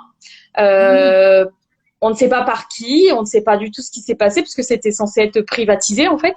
Et je devais repartir en France 1 semaine après pour Noël. Et évidemment, dans mon sac, il y avait ma carte bleue, mon passeport, toutes les choses qui permettent de voyager tout simplement. Et donc, un gros stress. Je crois qu'il était 2-3 heures du matin à peu près. Et donc, il y avait ma carte bleue aussi dedans. Et donc, en stress, moi j'avais 18 ans, donc j'étais en mode oh là là, mais enfin, j'ai tout perdu là. Enfin, j'ai vraiment tout perdu. J'ai plus rien. Je n'ai plus rien qui prouve qui je suis. Qu'est-ce que je vais faire? Comment je vais rentrer chez mes parents et tout? Mais quelle horreur! En plus, quand t'as 18 ans, t'es totalement irrationnel. Enfin, c'est Oui. et donc on a des locaux tchèques qui nous aident évidemment, qui appellent la police. Parce qu'en fait, les 3 qui s'étaient volés, c'était moi et mes 2 amis. Donc personne d'autre, hein, évidemment, il fallait que ça tombe sur nous. Et donc la police met, je crois, 2 heures à arriver, donc il est 4 heures du matin quand ils arrivent. Donc il y en est dehors, sans manteau. Il fait super froid. Et donc t'es là, ils arrivent et heureusement qu'il y avait des personnes qui étaient tchèques parce qu'en fait ils comprennent rien du tout. Parce que ils parlaient pas forcément anglais et déjà moi à l'époque je parlais anglais mais alors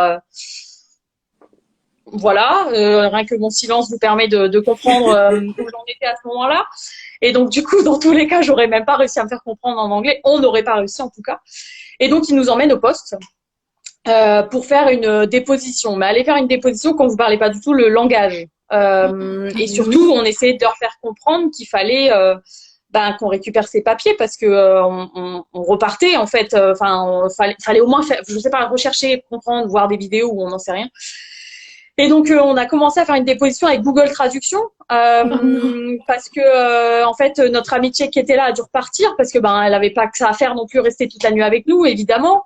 Donc elle est repartie et donc on a fait une déposition avec Google Traduction et donc on leur dit est-ce que vous allez au moins chercher. Ils ont dit écoutez, pour être honnête, on sait qu'il y a un petit gang en fait qui sévit et qui vole les papiers des Européens, on va dire, et donc c'est possible que demain il y ait une personne qui s'appelle Noémie dans un autre pays concrètement. Ils m'ont dit ils vont certainement revendre vos passeports. C'est comme ça que ça se passe aujourd'hui et on est habitué. Enfin, ils nous ont dit n'espérez même pas retrouver vos affaires. Vous ne retrouverez jamais vos affaires. Donc j'appelle ma mère à 2-3 heures du matin. Est-ce que tu peux bloquer ma carte bleue, s'il te plaît, parce que j'avais pas accès moi à l'époque à quoi que ce soit pour bloquer. De toute façon, j'avais plus rien. J'avais que mon téléphone, ce qui était déjà pas mal. Et j'avais vraiment plus rien du tout. Et j'avais tout l'argent que j'avais était aussi dans ce portefeuille à l'époque. Donc j'étais un peu, je sais même pas comment j'ai fait pour rester positive encore à ce moment-là. Parce que quand t'as 18 piges, t'es dans un pays que tu connais absolument pas. C'est la première fois que tu pars. Tu te dis mais la vie me teste là, tu vois. C'est ça, complètement. Et en fait j'ai dit c'est pas grave, on va trouver une solution. Alors j'ai appelé ma mère, j'ai dit écoute, c'est possible que je rentre pas à Noël. Et ma mère évidemment était affolée. Mais qu'est-ce qu'elle me raconte? Est-ce que tu peux bloquer la carte s'il te plaît? Alors évidemment je l'ai appelée en pleine nuit, la pauvre. Donc même horaire qu'en République tchèque en France. Donc c'était vraiment là en pleine nuit. Donc elle a dû se dire mais qu'est-ce qui s'est passé? Quand t'as ta fille qui t'appelle en pleine nuit, tu stresses, tu vois. Enfin la pauvre. Désolée si jamais elle regarde plus tard ce live.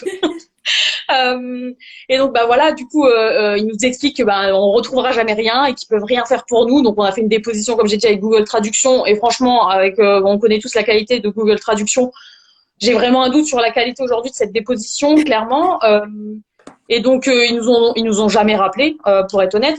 Et donc ils nous disent par contre faut aller à Prague pour aller refaire vos passeports. Pour information, j'ai une de mes amies qui a retrouvé son passeport par terre.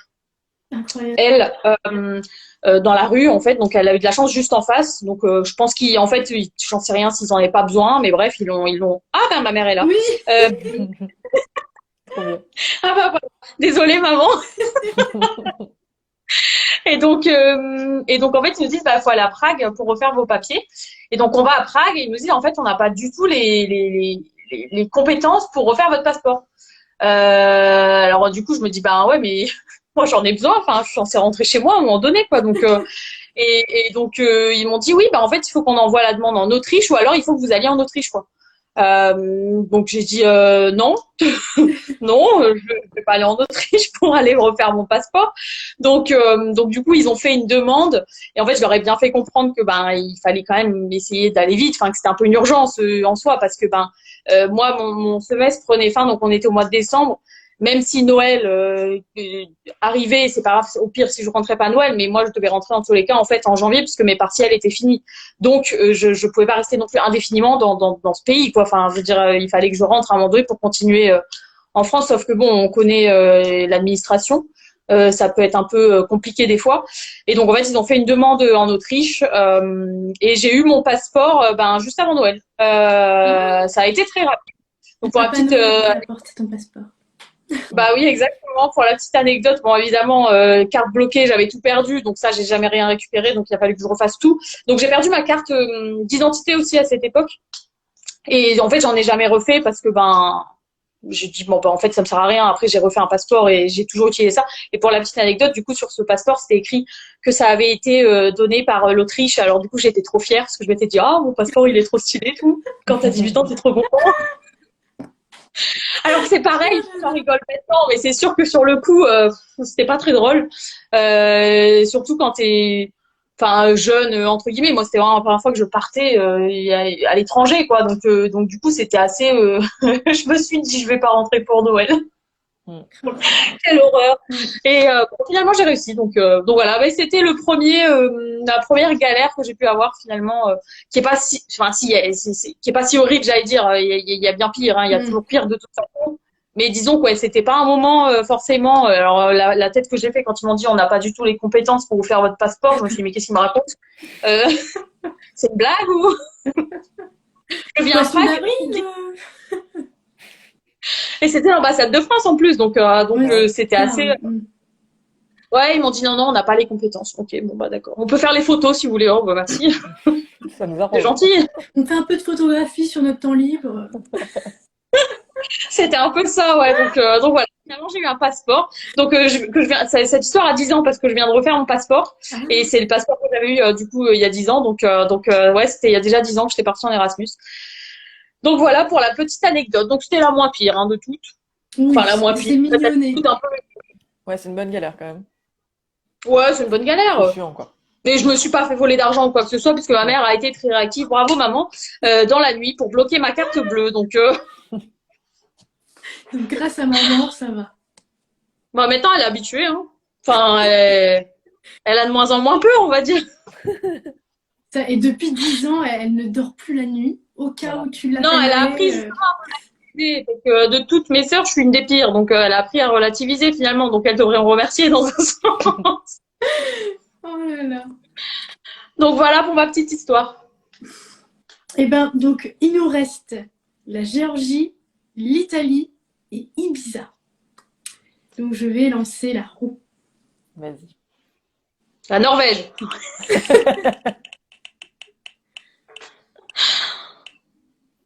Ch'ting. Ah, mais c'est moi. Bah vas-y, cache ta joie, hein, dis que tu veux pas parler. Si, mais Claire, je sais pas si on peut pas plutôt, on pourrait pas plutôt alterner. Comme tu veux, Si, ouais, on si, peut vas-y. alterner les deux, ouais. Ok, bon, je Vas-y, relance relance. la roue.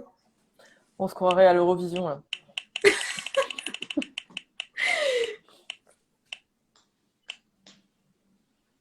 Oh, mais c'est encore moi. Bon, on va dire que c'est la Géorgie. Ok. C'est juste à côté. C'est tombé juste à côté de la Géorgie. Tu Alors, refais quand même? non, Non. c'est reparti tout seul. Ah mince. Elle est hantée, ma roue. Non, mais oui, c'est encore moi. Bon, Non, mais Géorgie. Alors, pas on va raconter prendre mes la histoires, c'est Géorgie. tout. Moi, si tu veux, je fais la Géorgie. Allez, let's go.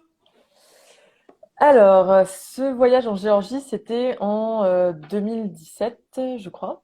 Et en fait, donc on est parti avec Martial, mon conjoint, et on part là-bas, donc à la capitale, à Tbilissi. Et en fait, on nous avait parlé d'un super monastère. C'était environ 4 heures de route, ou même un peu moins, peut-être 3 heures de Tbilissi, de la capitale. Donc on loue un 4x4. Ça a son importance.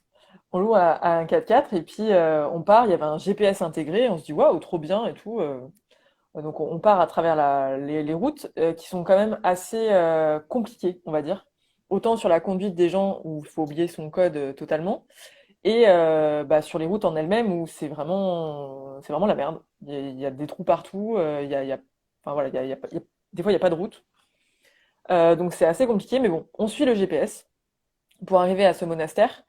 Et le temps était quand même assez couvert. Il y avait énormément de brouillard sur les routes de campagne, ce qui compliquait un peu les choses. On était des fois dans des paysages assez lunaires où enfin, il y avait vraiment rien. Il y avait des anciens, pas des blocos, mais c'était vraiment des anciens bâtiments du communisme où on longeait les routes. Enfin, c'était flippant. Ah ouais. Bon, on arrive, ouais, voilà. Et on arrive face à une colline. Puis on voit le GPS qui nous dit de tracer quand même sur la colline et d'arriver tout en haut. Donc ok, on prend cette route, mais ça commence à être un peu compliqué, hein. Ça montait raide. Heureusement qu'on avait le 4x4 pour pouvoir monter. Et puis il y avait un brouillard quand même qui s'était vraiment beaucoup épaissi. Et il faut savoir en fait que ce monastère qu'on cherchait, il se situait pas loin de la frontière avec l'Azerbaïdjan. Oh. Voilà.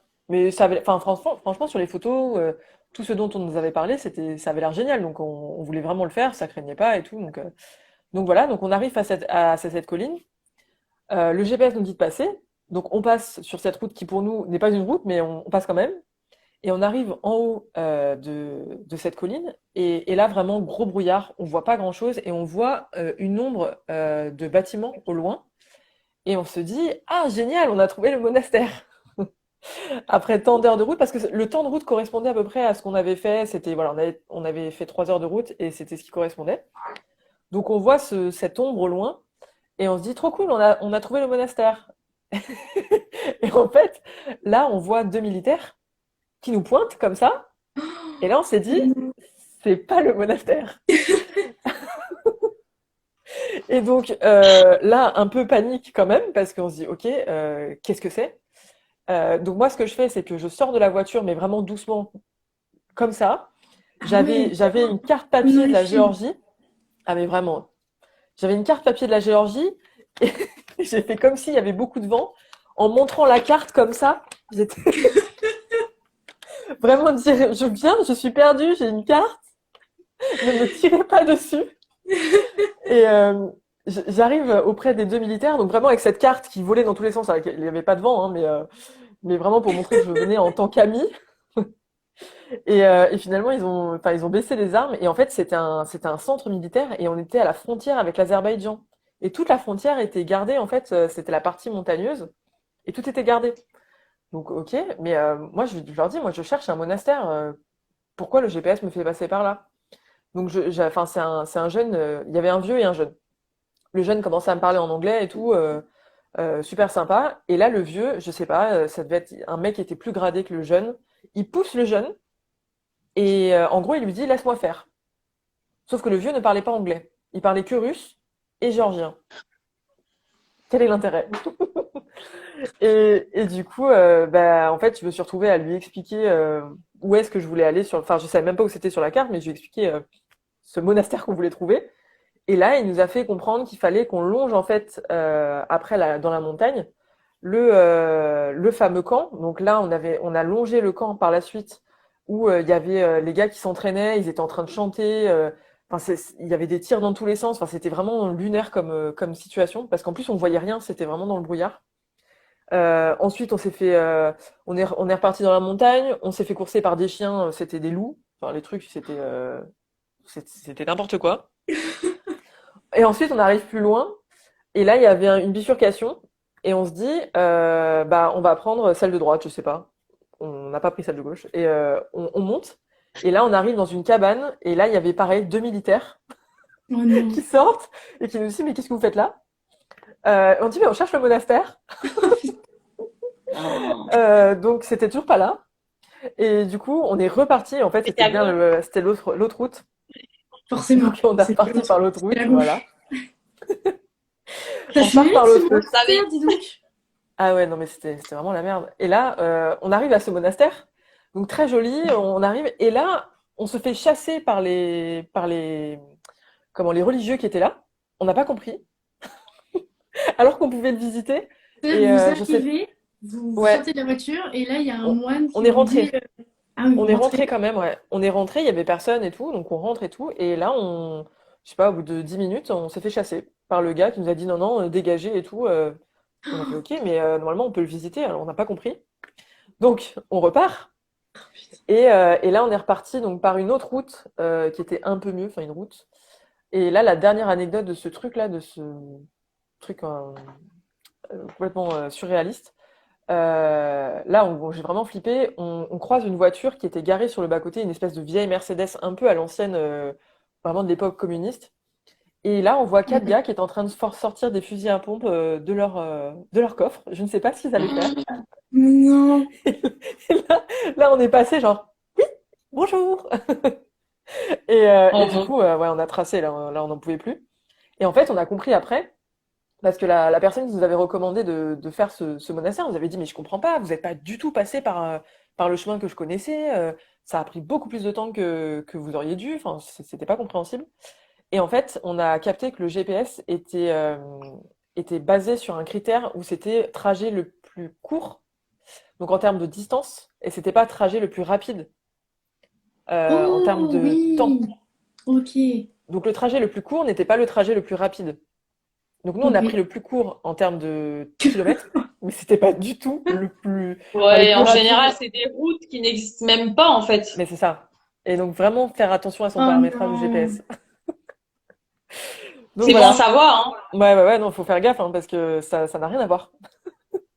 Et je sais pas si c'est un ami qui t'a recommandé de prendre cette route, mais change d'amis, hein. Je suis Oui, pas sûre bah, qu'il vous voulait bien, lui, hein. mais en fait, ils nous avaient juste donné le point GPS d'arrivée et après, nous, on l'a mis sur le GPS, mais on l'avait pas fait gaffe, quoi. Et du coup, le monastère, c'est un monastère qui est toujours enfin, qui était toujours en activité à la base. C'est pas Bah, des normalement, ruines ou ouais. ce genre de choses. Non, Ok. ouais, c'était vraiment, il y avait vraiment des religieux qui étaient là et tout, et c'était super beau, mais vraiment, on a passé 10 minutes sur place, quoi. Alors Je du sais coup, tu pas, sais Ah oui. pas pourquoi en plus t'as pas pu rester. non, C'est alors quoi est-ce ça? que c'était peut-être le mauvais jour ou je sais pas. On n'a jamais su. On s'est barré. Ah ouais. Ah c'est Ouais, c'était très fou. compliqué, ouais. Ah c'est C'est fou. dingue. Ah ouais, c'est dingue, c'est clair. Bon, un peu flippant quand même, hein. Ouais, Oui, ouais, on a bien flippé, c'est ouais. ton histoire est plus flippante que toutes celles qu'on a racontées depuis le Ouais. début quand même. Voilà, il y a un danger de mort, quoi. Et la dernière, vous verrez aussi. Mais alors du coup, il reste l'Italie et Ibiza. Donc l'Italie, c'est toi, Claire, Ouais. et moi, c'est Ibiza. Donc je vous propose de vous raconter ce qui m'est arrivé à Ibiza. Donc Ibiza, donc je vous dis, j'ai même fait des notes pour être sûre de ne rien oublier. Ah ouais. C'était une sacrée galère. Donc, euh, c'était il y a quelques années. J'étais en alternance dans une entreprise dans la ville où j'étais. Et en fait, à la fin de l'année, le patron de l'entreprise a organisé un voyage pour toute l'entreprise. Donc, on était 7, quoi, 6, 7 ou 6, à Ibiza. Donc, 4 jours à Ibiza, donc du jeudi au dimanche. Et comme je vous l'ai dit tout à l'heure, on habite à Tours, donc on est à 2 heures, 2 heures et demie de voiture de l'aéroport de Paris. Donc on avait loué il avait loué une grande, je sais plus comment ça s'appelle ça, un grand minibus un peu Mm. pour tous nous loger. Et puis il s'était garé je crois que c'était à Orly pour aller à Ibiza. Donc il s'était garé dans le parking d'Orly tout simplement. Et puis après on a pris l'avion pour aller à Ibiza. Donc voilà, tout simple. Franchement, le voyage impeccable. Je crois que c'est 2 heures d'avion à peine. Donc Ouais, c'est pas loin. super. On Ouais, arrive le jeudi. L'hôtel, bon, c'était. Voilà, Ibiza, c'est quand même une île où il y a quand même pas mal de fêtards. En plus, on était proche de la rue, il y a toutes les boîtes de nuit. Donc forcément, c'était un hôtel où il y avait beaucoup de jeunes, avec une bonne ambiance dans l'hôtel, quoi. Mais super, tout se passe bien. On passe 4 jours vraiment, on s'est éclaté comme vous pouvez vous imaginer qu'on s'éclate à Ibiza. Voilà. Et le dimanche arrive, donc nous on devait avoir l'avion le matin, je pense. Donc ouais, alors pas très très tôt, mais style 10 heures, un truc comme ça. Donc on va à l'aéroport et là notre vol de retour est annulé. Donc on n'avait eu aucune notification, on avait pu s'enregistrer la veille, tout s'était bien passé. Vraiment, c'est la douche froide, vraiment la grande surprise. Donc, pourquoi c'est annulé? Il y a une grève des aiguilleurs de Marseille, donc c'est mort. Donc là, c'est-à-dire qu'on est quand même 7. C'est le patron qui paye, qui avait payé tout ce voyage-là. Donc lui commence à s'énerver dès le départ. Il demande au guichet de soit être remboursé, enfin de qu'on le mette sur deux doigts, etc. Et donc les prix sont exorbitants. Il faut payer ça fois 7. Et en plus de ça, la dame lui dit oui, vous allez payer, sauf que c'est pas sûr que le vol parte quand même, puisqu'il y a une grève, on ne sait pas.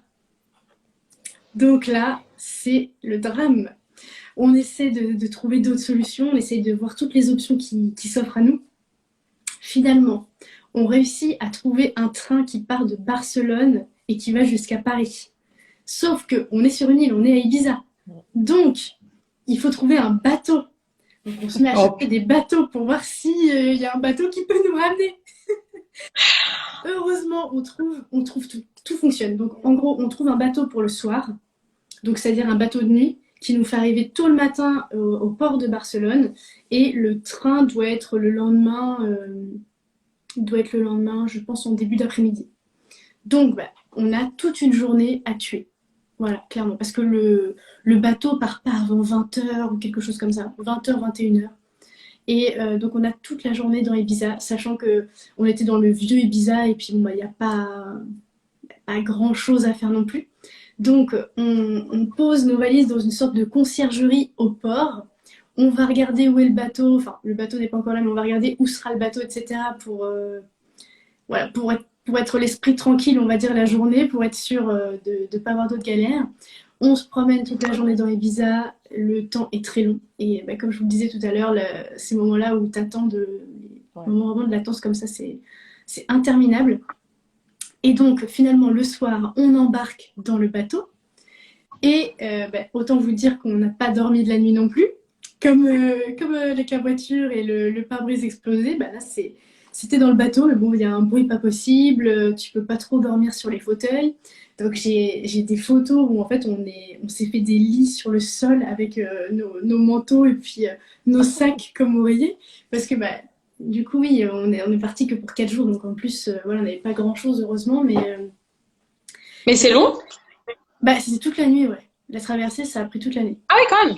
Ouais, Ok. on est arrivé tôt, on a dû partir, je sais plus vers quelle heure, je pense on a dû embarquer entre 20h et 21h. Le bateau a dû partir vers 21h, 22h, et puis on est arrivé le matin vers 6-7h, je dirais. Ah oui, d'accord, ok. Et c'était assez long. Et donc, la traversée se passe, on n'a pas dormi de la nuit. Normalement, on était censé être rentré chez nous, hein, parce que c'était du jeudi au dimanche. Donc, en gros, on était censé être chez nous le dimanche à 23h pour réattaquer le lundi, hein.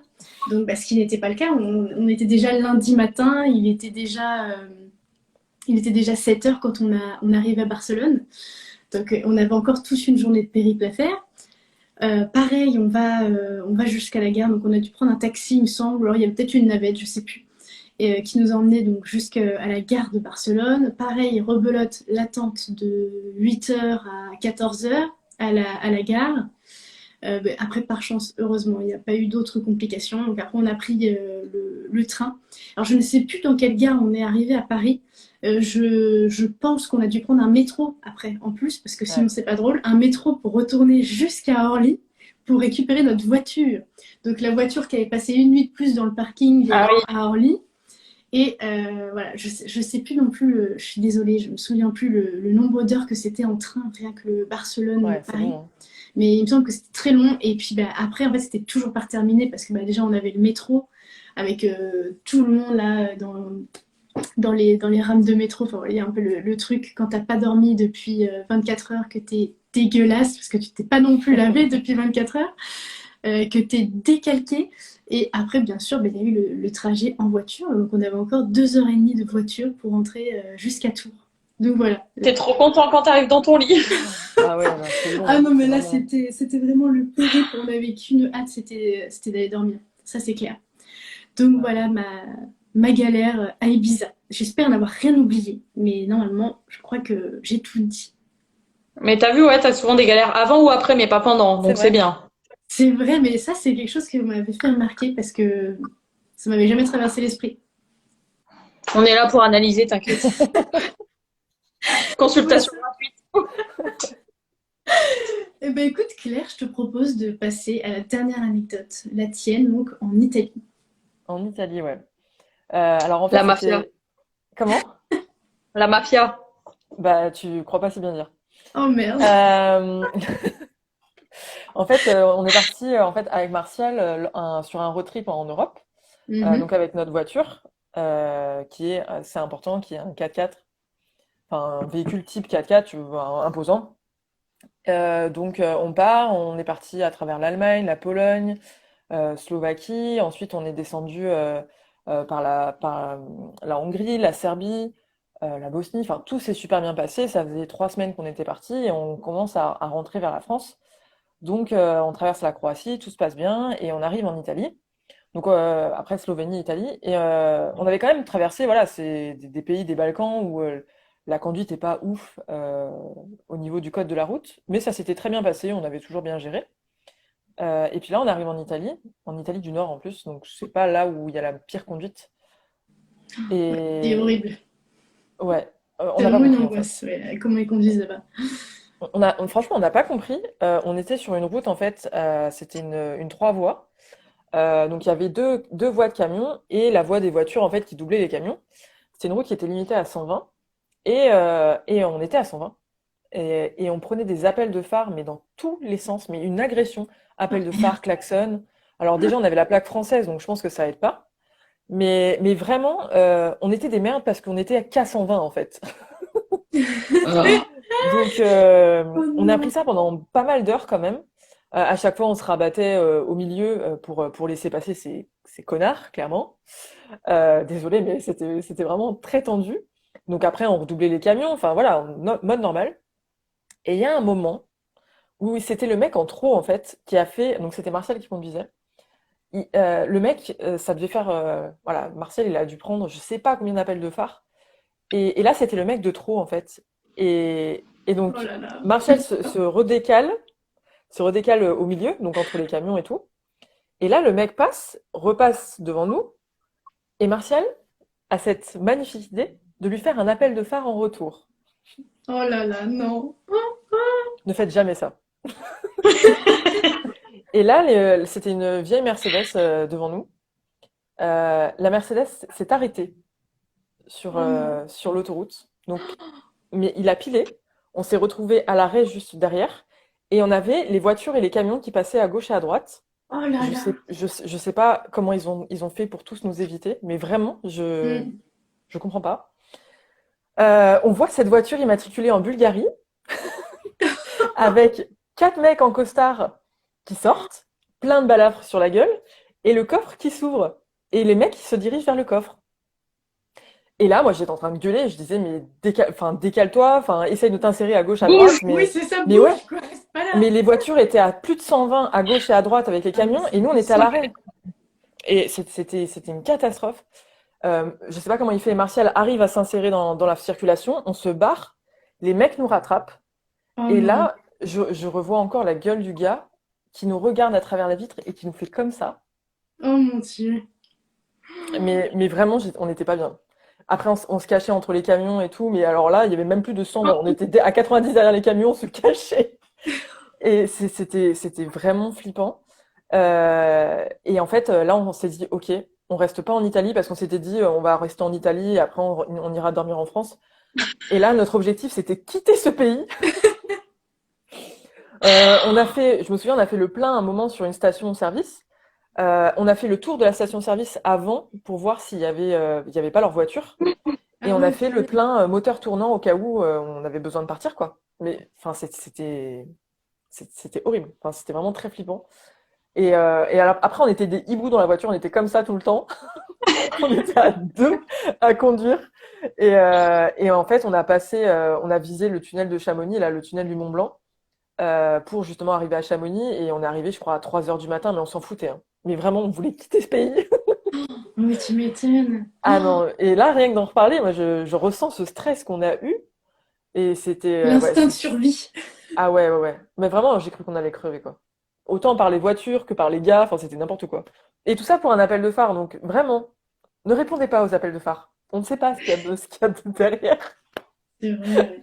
Non, t'as Oh raison. mon Dieu. Ah, tu vois, j'étais pas loin, hein. Ils étaient certainement de la Ouais, mafia ou un ouais, ouais, truc. je pense, hein. Franchement, vu leur gueule, la voiture, immatriculée en Bulgarie et tout, c'était chelou, hein. Ouais. Et vous étiez censé à la base rester en Italie ou c'était juste un de passage? On n'avait rien prévu et on s'était dit oui bah vas-y on va se mettre enfin se caler quelque part en Italie. Bah on était à moitié en tente aussi, on avait de quoi camper et on était aussi à l'arrache sur les logements donc bon, on s'était dit pourquoi pas, mais alors là plus jamais quoi, non plus jamais. Et je préviens toujours mes clients maintenant, je leur dis alors vous êtes au courant de la conduite en Italie ou pas? Donc voilà. Ah non, non, Et ça heureusement ça c'est. n'arrive pas tout le temps. Ouais, non, mais Bah, je savais pas, il faut honnêtement, y moi, laisser pour de la l'Italie, tu vois. place. Ah ouais, non, c'est Ah du ouais fou. non, l'Europe de l'Est à Parce que côté c'est vraiment chaud. quand j'avais hésité à partir en Norvège, j'avais hésité entre la Norvège ou l'Italie, tu vois. Ah bah ouais t'as fait le bon choix. Sans le savoir, tu Mais vois, je oui. me serais renseignée après seulement. Oui, c'est ça, t'aurais compris après. Non, c'est vrai que pour la conduite, c'est chaud. Moi, j'ai pas osé prendre le volant une seule fois parce qu'on s'est fait un road trip de 3 semaines en Italie. J'ai jamais osé conduire une seule fois là-bas, clairement. Ah ouais, c'est très chaud. Ouais, complètement. Tu conduis 1 heure, c'est comme si tu avais conduit 5 heures en France, quoi. Oui, c'est ça.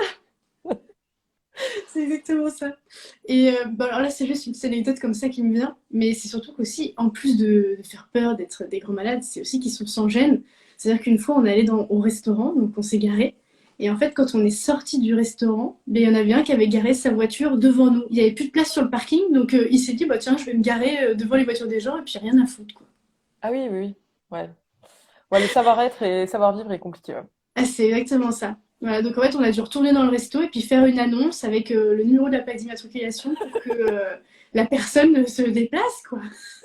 Mais c'était peut-être normal pour eux, enfin ça les dérangeait pas.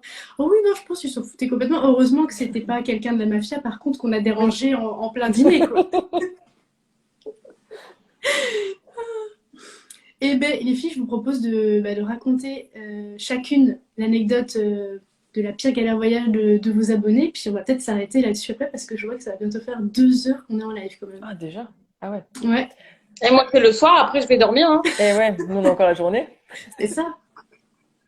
Moi juste Il est 21.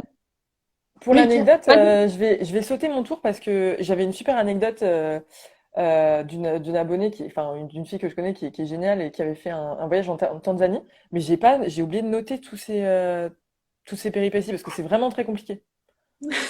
On pourra refaire un live avec elle s'il faut, mais il s'est passé des trucs de fou. Elle m'a fait des vocaux aussi. J'étais là, mais what? Et mais Ok, est-ce qu'elle est bon, dans le live? je sais pas. Est-ce que Maya, tu es là? Je l'ai vu passer tout à l'heure, mais je Je peux sais pas essayer de si l'inviter, hein. c'est Maya Maya. Ouais, et ensuite? Je crois Bah, qu'elle est là. Ah ouais? attends, Comme ça? Maya PLT. Elle est Ah là. oui, t'es là. Elle- Ah, est-ce que tu veux Tu venir veux la nous raconter, raconter Maya? ta galère voyage? Ah, t'es en pyjama! C'est pas grave. On s'en fout. Nous aussi, hein. C'est apparenté à un pyjama, ça. Je sais pas. Mais oui, moi j'ai ma chemise à carreaux. Ça passe. Pauvre. Par contre, je la trouve pas. Attends, Allez. Maya Ouais, c'est bon. P2. Alors attends. PLT. Ok, ça marche. Il y a 2 L, non? Euh... Merde, je le vois pas. Ouais, c'est ça. Voilà. Maman, ça va. Coucou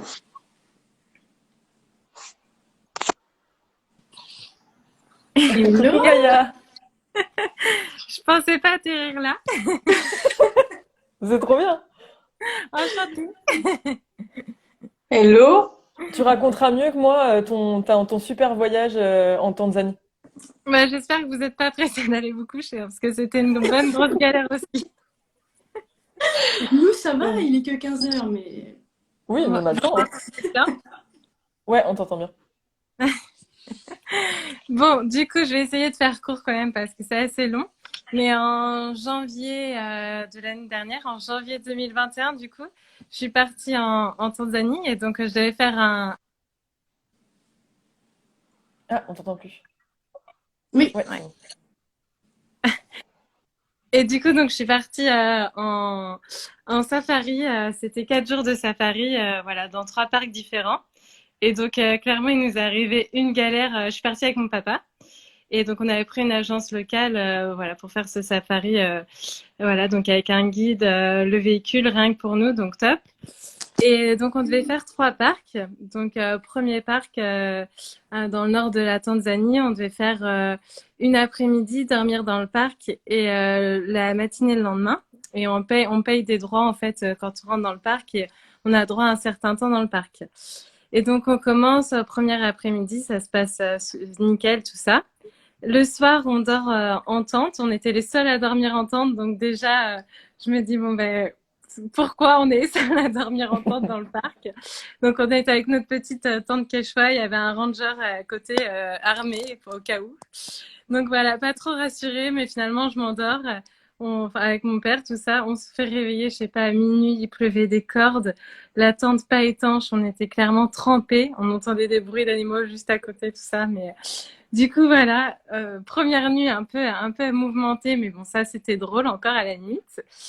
Et donc après, ensuite, le lendemain matin, on part hyper tôt parce que c'est là où on peut voir le plus d'animaux. Donc on part. Je vois tous mes potes qui commentent. C'était pas Quelle star!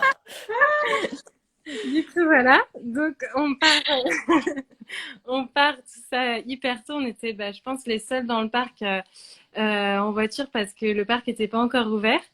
Et au final, comme il avait plu toute la nuit, on part peut-être, on roule une demi-heure et là on s'enlise, enfin, on s'embourbe dans la boue.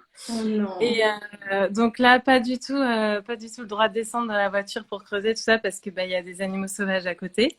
Il y a que notre guide innocent qui descend et au final, au bout de 3 ou 4 heures, je pense, embourbé, il arrive à enfin sortir le véhicule. Donc voilà, donc première galère, 4 heures bloquées.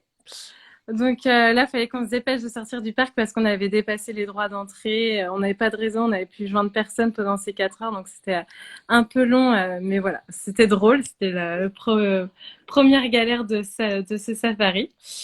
Ensuite, deuxième, donc le lendemain, on part pour faire le Serengeti, un des plus grands parcs, enfin le plus grand parc, je crois, de la Tanzanie.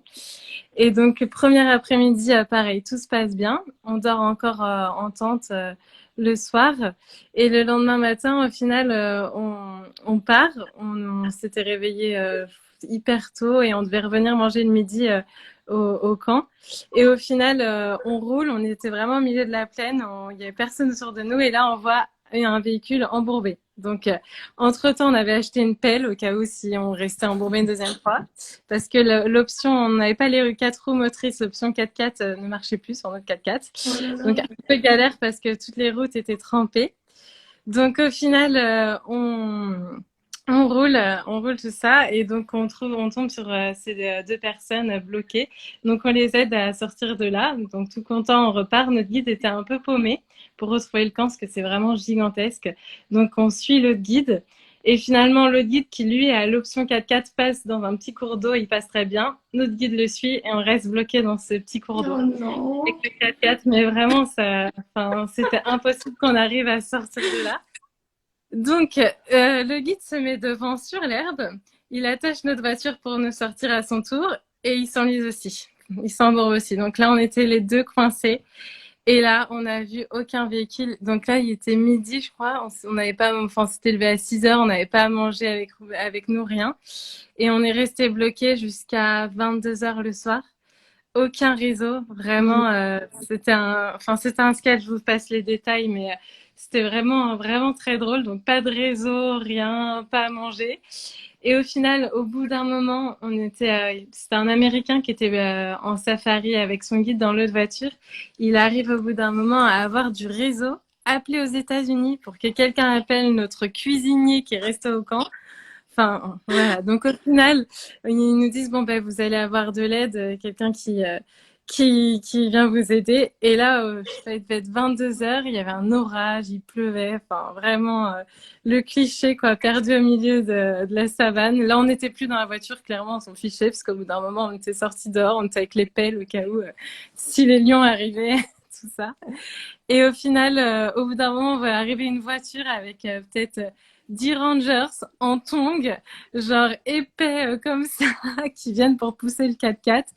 Clairement, ils ont jamais réussi après 2 heures à essayer de sortir la voiture. Ils poussaient notre 4x4 avec une autre voiture, le moteur fumait. Enfin, ils mettaient de la musique, ils chantaient pour se motiver, mais clairement, les voitures ont jamais bougé. Donc, au final, ils nous ont dit, vous allez monter dans notre voiture, mais on va rester là. Et on est parti peut-être à 6-7 pour rejoindre le camp. Mince, c'est bon. On a roulé une demi-heure. Au final, on s'est fait courser par des éléphants, parce qu'il faut savoir que normalement, on peut pas conduire de nuit.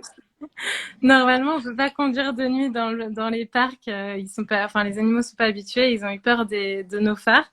Donc du coup, au final, on s'est fait courser par des éléphants dans le parc, donc petite frayeur. Et là, on a mis au moins 3 heures à retrouver le camp. Impossible, on glissait, enfin, les routes étaient trempées et les guides étaient un peu perdus. Et nous, on n'a jamais retrouvé notre tente. On a fini à dormir dans la loge de l'Américain, une loge hyper stylée. Et puis, on est resté là parce que clairement, notre camp était perdu, nos affaires aussi. Donc voilà, le lendemain, j'essaie de résumer vite, hein. Le lendemain, pas de nouvelles de notre guide. Il avait passé la nuit dans la voiture à dormir. Donc là, l'agence nous fait venir un autre guide, décale notre vol retour pour Zanzibar et prolonge le safari pour qu'on puisse finir le programme. Et donc, le lendemain soir, on retrouve notre guide 20 heures le lendemain. Donc, il avait passé plus de 24 heures embourbé. On le retrouve plein de boue avec notre voiture. Donc là, on part le lendemain pour faire notre dernier parc, donc le 3e. Et en gros, le parc est dans un cratère d'un ancien volcan. Donc, il faut descendre une route. Et après, pour sortir, il faut remonter cette route, évidemment. Sauf que notre voiture, elle en avait un petit peu chié à force qu'on tire sur le moteur pour la sortir de la boue, clairement. Et la batterie était morte le midi. Pour un moment, on démarrait plus. Ils avaient redémarré la voiture avec du coca. Et vraiment, plein de petits détails comme ça. Et donc là, on monte la route. Et ce qu'il fallait pas qui arrive est arrivé. La voiture a calé un moment dans la montée. Et là, la voiture, les freins ont lâché, elle a commencé à redescendre. Donc, notre guide a voulu Heureusement que ça l'arrêter. t'est pas arrivé, Noémie, ça. Ah, il y avait le vide, Ça aurait pu, hein. il y avait le vide à côté. Et du coup, il a voulu tourner la voiture pour l'arrêter sur le flanc de la Oh là colline. là. Et avec l'élan, on est monté sur le côté et la voiture, le véhicule s'est retourné. Donc on a eu un accident de voiture clairement juste à côté du vide. Et voilà, et on s'en est sorti qu'avec des petits bobos. Notre guide boitait pas mal. On a fini dans un hôpital de campagne où mon père a failli se faire arracher un ongle. Enfin, pour résumer un petit peu rapidement ces 3 jours de safari. Voilà. Et notre voiture, du coup, là, au lieu d'être restée dans la boue, elle est restée, elle est morte. Je sais pas comment ils l'ont enlevée de cette route parce qu'elle était en travers le long de la colline. Oh là là, ouais. Voilà. Ah bah, merci beaucoup pour cette sacrée galère aussi. Et je remarque qu'on a beaucoup de galères de voiture quand même, hein. Ouais, c'est souvent Ouais. dit. Bien choisir ta voiture. La mécanique, hein, dis donc. Ouais. Avec le mode 4x4 pendant la saison des pluies, c'est vraiment important, je crois. Ouais, apparemment. Ouais. Enfin, voilà. Je crois qu'il y a tous tes potes qui veulent une dédicace, apparemment, de ce que j'ai. Ah ouais. Non, mais je savais pas qu'ils pouvaient voir. Si, ça savais que tu débutes un live. On va dédicace les copains. Bah, Bon, merci ben, à toi. merci les filles. Bonne soirée. Merci Maya. Salut. Salut, merci. Ciao. Ciao. Donc on finit avec Noémie et la plus grosse, enfin la meilleure, enfin celle que tu as trouvée la plus dingue des galères voyage de tes abonnés. J'ai 3% de batterie, alors je vais la raconter et j'espère que ça va pas lâcher. Alors c'est très rapide, c'est une de mes abonnées en plus qui me suit depuis le début, mais la pauvre elle a pas eu de chance parce que aujourd'hui ça va mieux, mais elle était partie en voyage de noces aux Maldives, donc évidemment avec son mari. Et en fait, elle m'a dit, il était sorti pour récupérer du linge, je crois, et elle m'a dit, écoute, je trouvais qu'il allait pas assez vite. Je pense que ça doit arriver souvent. Et donc je suis sortie. En fait, il pleuvait déjà depuis le matin, et donc il pleuvait beaucoup. Et en fait, en allant vers lui, elle a glissé. Sauf qu'en se rattrapant, elle est tombée sur son bras, évidemment. Et en fait, elle s'est cassé le bras. Donc sa 2e semaine de voyage de noces, elle l'a passé à l'hôpital. Et donc elle m'a dit ça a été horrible parce que en fait on a été obligé de rester un peu plus longtemps et en fait elle a eu des problèmes pendant 4 mois avec son bras. Je suis même pas sûre qu'elle s'est fait opérer, mais qu'elle se soit fait opérer, pardon. Mais en tout cas elle a dit que ça a été un voyage de noces assez mémorable parce que du coup en plus c'est arrivé assez rapidement cet accident malheureusement, donc elle a eu des galères pendant longtemps encore après ce voyage, quoi. Donc elle dit qu'aujourd'hui tout va bien, rassurez-vous. Toutes les personnes que je cite sont toujours là et il n'y a aucun problème. Mais donc du coup elle a dit super souvenir de son voyage de noces, quoi. Et donc voilà, donc elle a passé la 2e semaine à l'hôpital, quoi. Donc voilà pour j'en ai eu plein, honnêtement, j'en ai eu tellement, je crois, et C'est dur de choisir. Ouais, c'était hyper dur de choisir. J'en ai reçu alors entre justement les endroits un peu plus craignos où tu roules et où finalement t'es pas au bon endroit. De galères aussi pour venir à Londres. Évidemment, j'ai eu beaucoup de galères pour venir à Londres ou bien des gens bloqués à Londres, qui pour moi n'est pas une galère, honnêtement. C'est plutôt cool d'être coincé quelque part. Enfin, ça dépend. Donc non, j'en ai eu pas mal. Donc voilà, c'est celle que j'ai choisie. Bah, merci beaucoup les filles d'avoir bien voulu participer à ce live sur nos pires galères voyages. Je suis ravie Merci à qu'on toi. l'ait fait ensemble, surtout qu'on est toutes les trois sur un autre projet dont on parlera bientôt, un jour, j'espère. Oui. Bientôt. Oui, on y croit. Et Ah, j'ai plus de batterie. merci à tous d'avoir écouté, et peut-être même d'être restés jusqu'au bout, si c'est le cas pour certains. Et n'hésitez pas à nous dire les anecdotes que vous avez préférées et aussi à nous partager les vôtres sur les commentaires. Voilà, bonne soirée, bon après-midi à tous. Merci à toi. Bonne soirée tout le monde. Ciao. Bonne soirée, ciao. Bye, merci encore les filles.